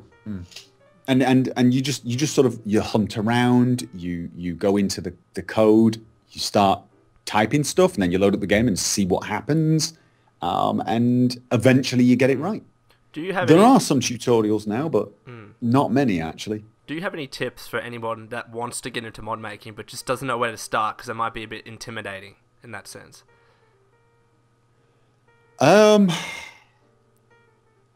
Ask yourself why you want to get into mod making. If you want to get into mod making because you want to have a popular mod and have everyone download it, don't. Yeah. It's a huge amount of time. It's a ridiculously amazing amount of time you will spend. I calculated how much time I spent on the Advanced Recon series, and it was in the thousands of hours over the years. Holy shit. Yeah. I mean, Immersive HUD for Skyrim, well over 100 hours. That's actually a low estimate. You know, because the thing is you get the initial prototype up and running in 20% of the time. The next 80% of the time is getting it polished, working, tweaked, bug fixed, neatened, and everything else. I mean, the Advanced Recon armor and the gear, like the night vision, went through so many iterations, and I added so much new functionality, and you know, it absorbs your time. Some people were asking if that series is going to come back for Fallout 4. Yeah. 20 questions we go for. Yeah. It's a series that I probably would like to bring back, but at the same time, it's the time constraint now. It is, you know, I've got 3 kids. Well, I've actually got 4 kids, but I've got 3 kids who are young, living with me, and so I get less time in the evenings. Obviously, I'm making the videos as well now, and as I just said to you, it takes way more time than you think. I mean, you guys know from experience, making these videos takes a lot more time than you probably ever imagined. Yeah, until you do it yourself, you don't know. You have no idea. I underestimated how much work it would be, and I'm struggling. I will say that because I have a full-time job, so I'm struggling.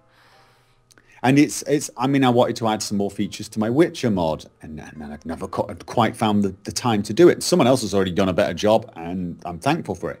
And so I'm wondering if someone's going to do something similar with the Advanced Recon armor. They'll add the kind of functionality I was adding, the thermal night vision, that type of thing, and I won't need to do it.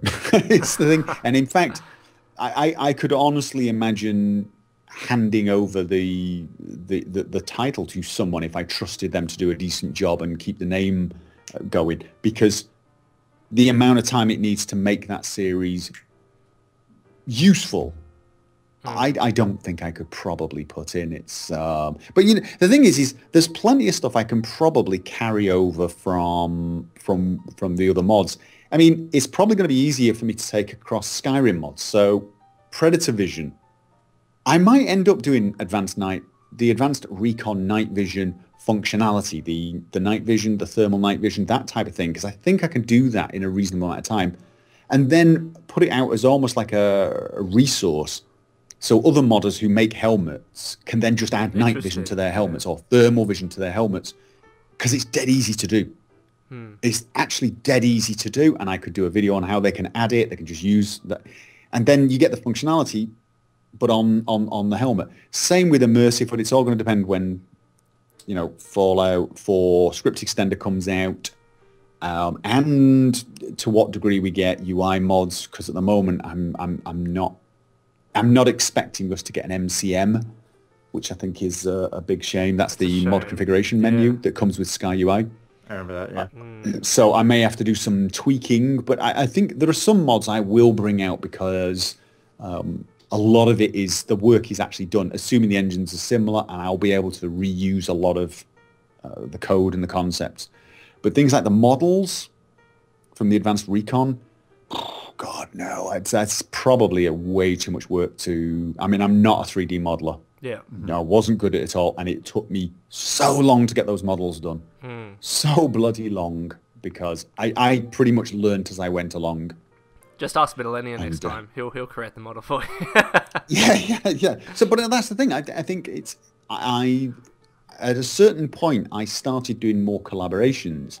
So things like... I mean, Immersive Hood came out of the collaboration I did with MGE on Cinematech and Dynavision. And I've started doing way more of that type of thing, the collaboration things. So for me to do the vision side of the Advanced Recon, the thermal night vision, the trap detection, all those things, and then have someone else do the models may actually be a way to go forward for me.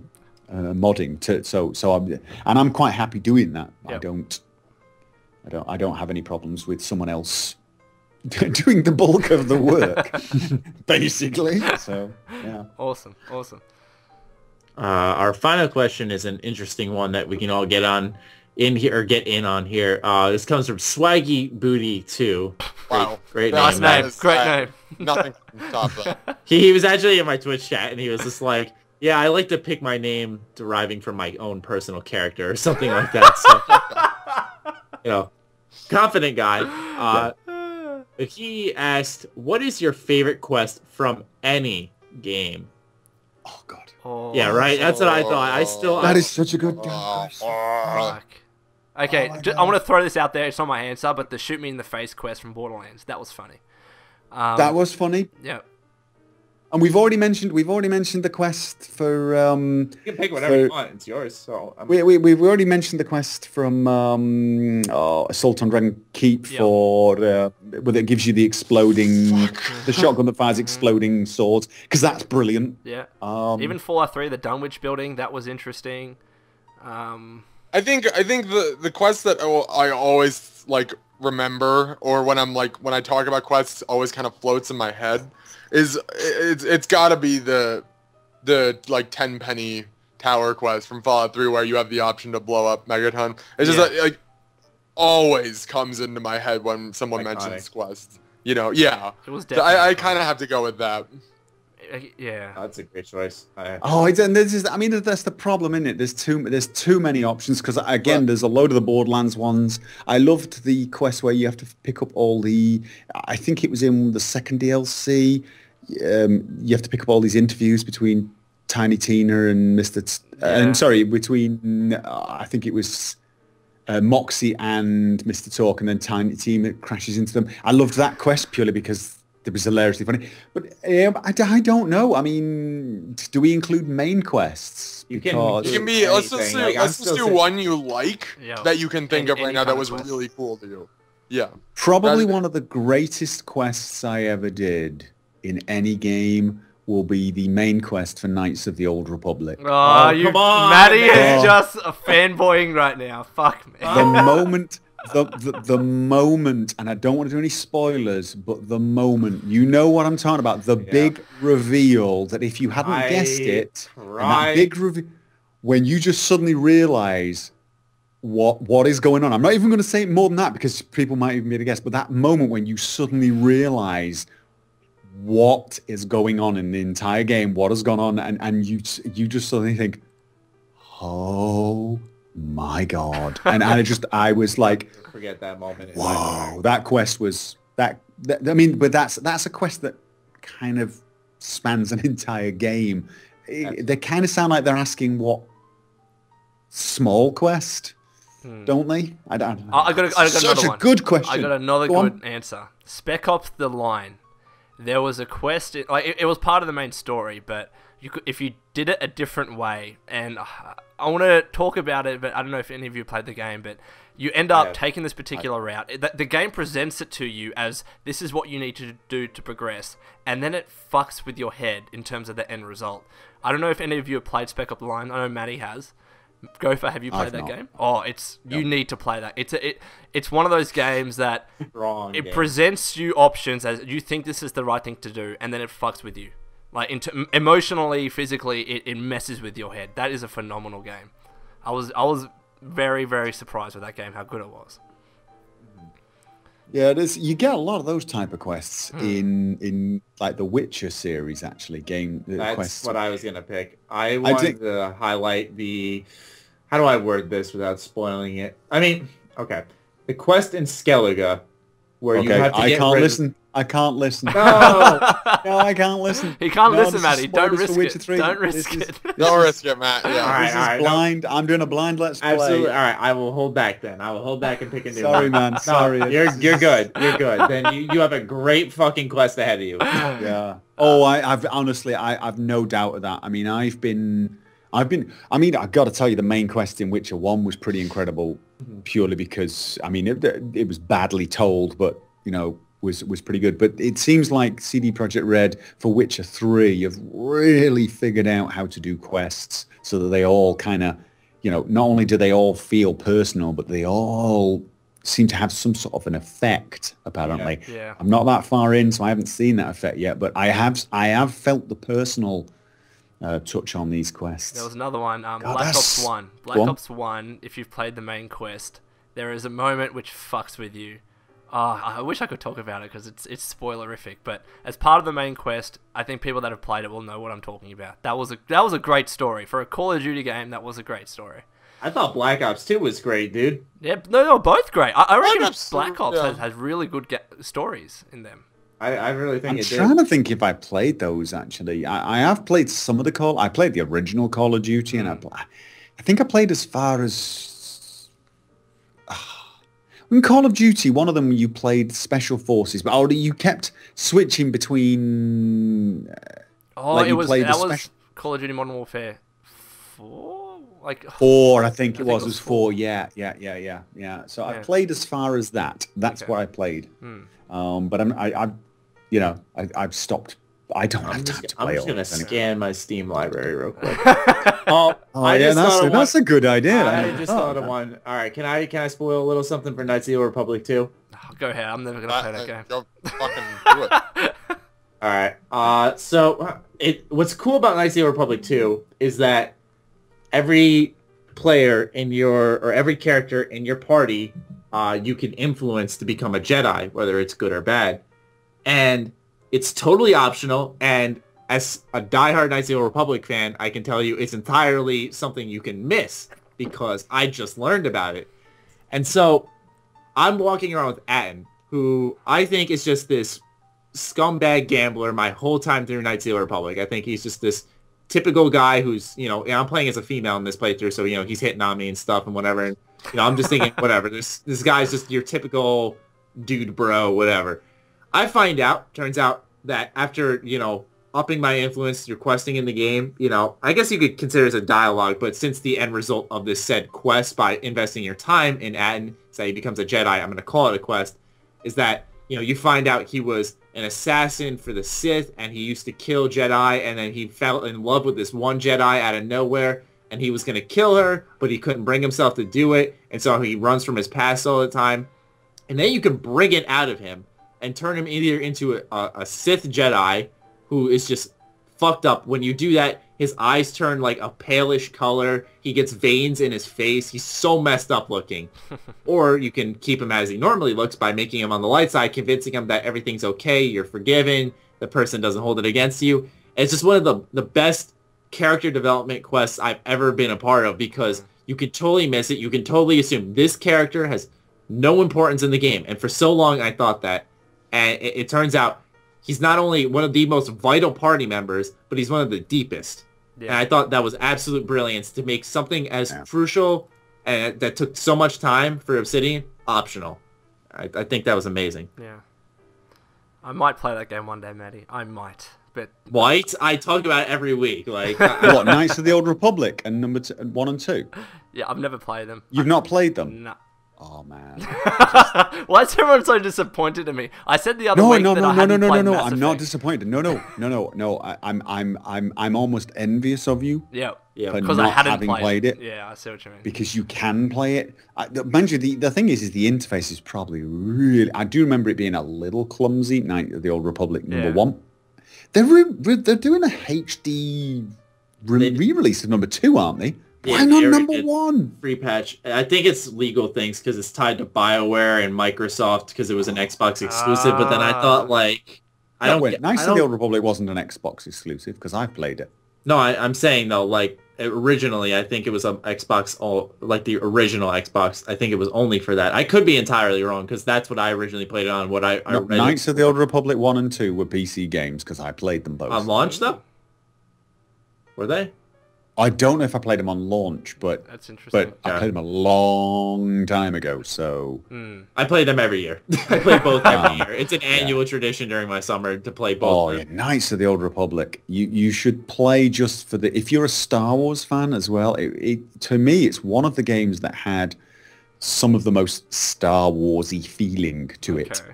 Especially a kind of dark side feeling. The music, just everything about it.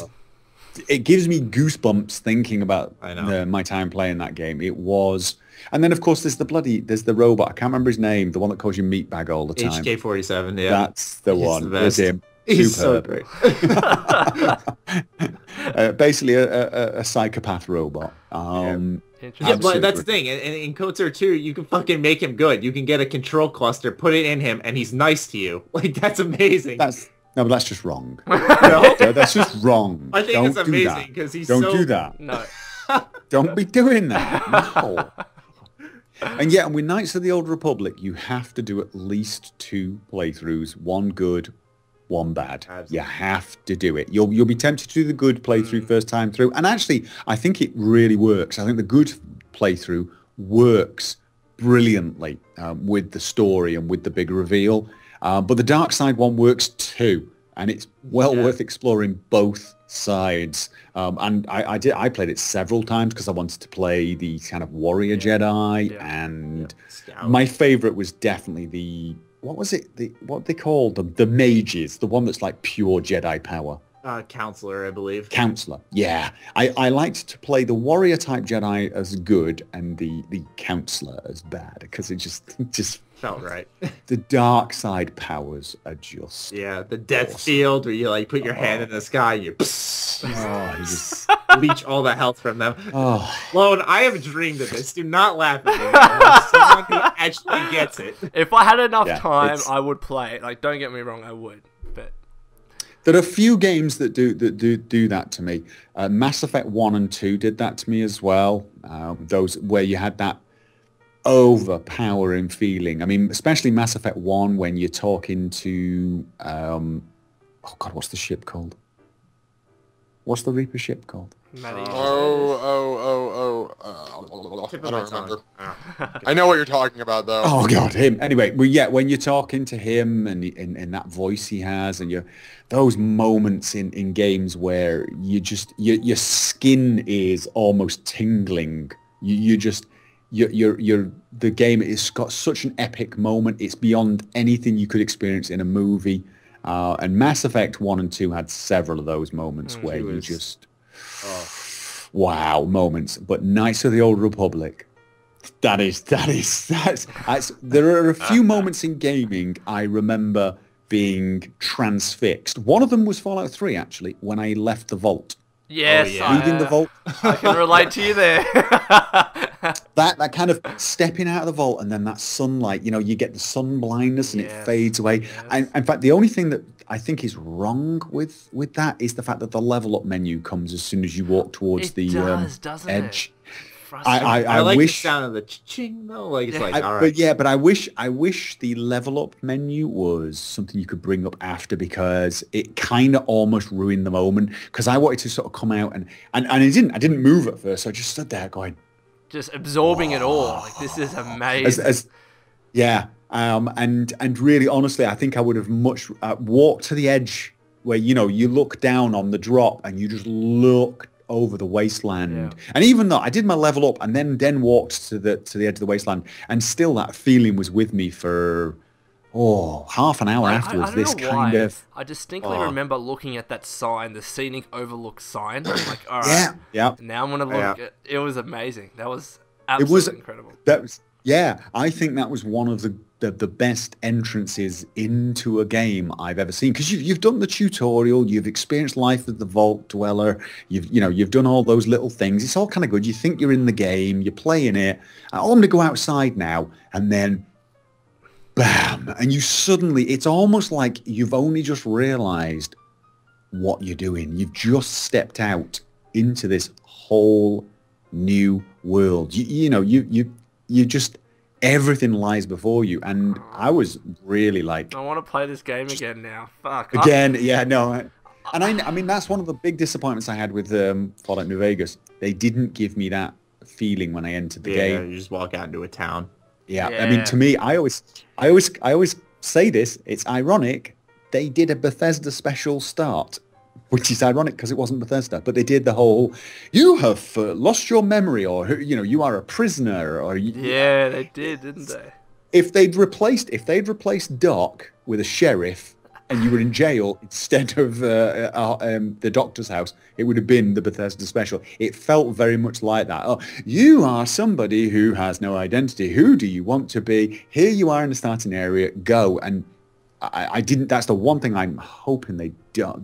I mean, it looks like they've got this figured out though for Fallout 4, because it looks like you're going to have a tutorial start, and you'll go through it. But the game looks like it's going to start, and we've seen the scene where he comes up and his hands covering his eyes from the sun glare.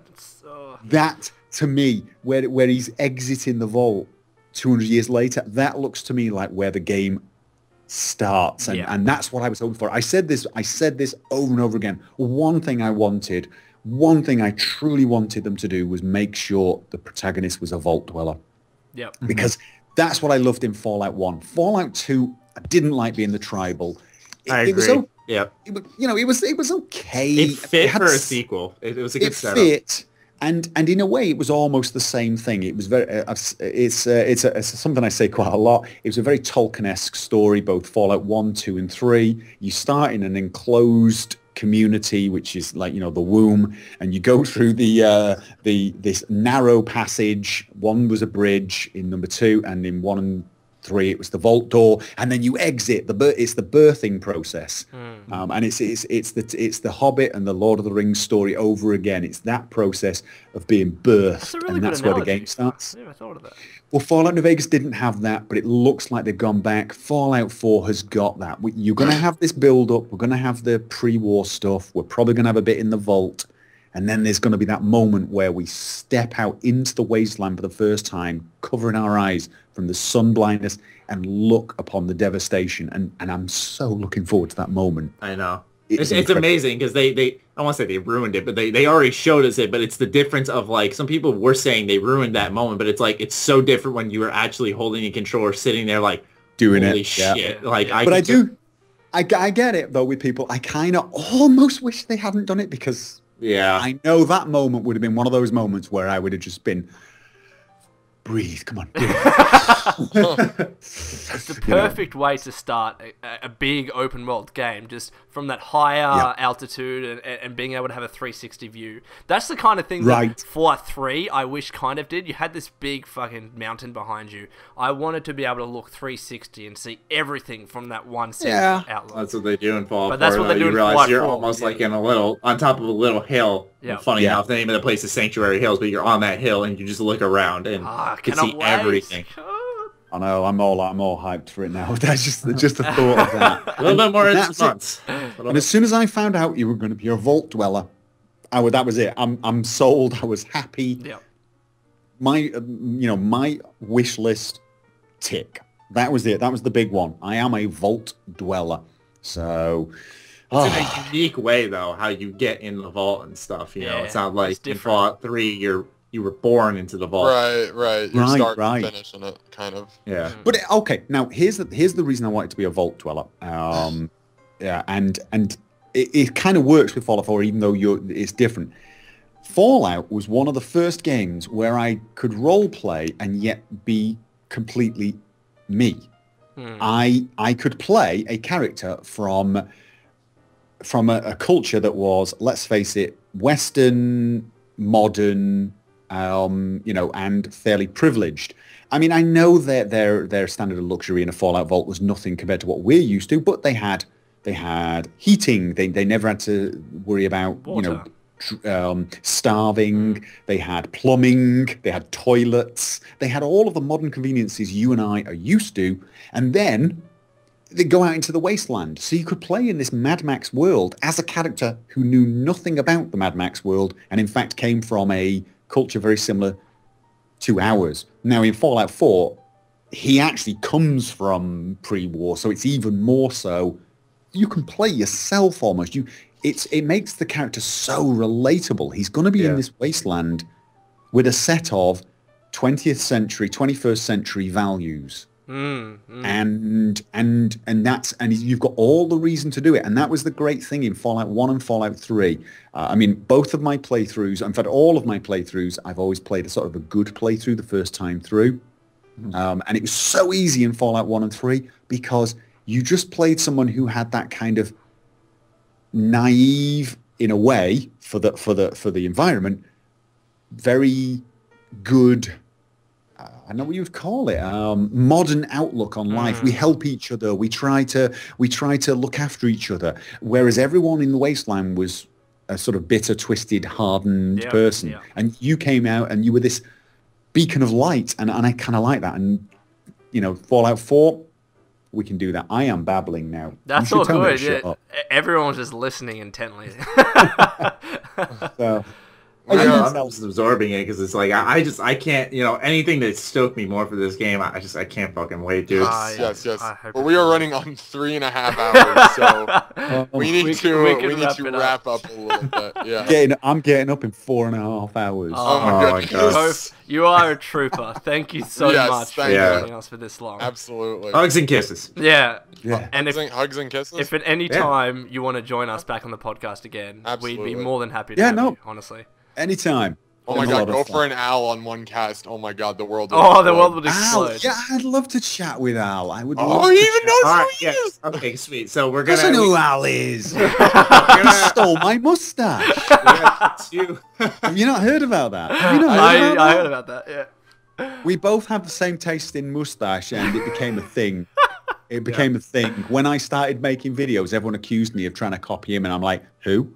You've stolen Al's mustache. I'm like, whose mustache? So that's how I found his channel. Well, we'll try and get in contact with him, but for some reason he's hard to get in contact with nowadays. But we'll try. He is a little hard. But... All right, so we got 2 mega casts now. We got the Gopher Al collab, and then we got the voice protagonist, the Courtney, Brian, and Cal one. Holy shit! That you need to make sure. I want to be a part of that one. I want to be a part of both of them, honestly. Awesome. Wow, you hear this, Gopher? He doesn't want to be a part of ours, but no. Nope. Oh, how rude! But Gopher. Right. To end this podcast, we usually do it this way. We allow the guests to end the podcast in any way they see fit. So, Maddie, Noah, and I are all going to stop talking, and you can end the podcast however you see fit. However you want. Take it away. Okay, so thanks for the warning on that one, then, guys. By the way. Yes. Talk about being put on the spot. Okay, well, ladies and gentlemen, thank you for joining us for this podcast, and thank you to Matt, Noah, and Lone for, I mean, is that what I call you? Lone? Yeah, Lone. Yeah, that's fine. His real name is unknown. Okay. For inviting me. It's been a lot of fun, even though it is bloody late at night or early in the morning, depending on your perspective. So thank you for having me, and thank you guys for listening. Please leave comments down below. Try to make them nice, if you possibly can. I know sometimes it's difficult. So, thank you very much.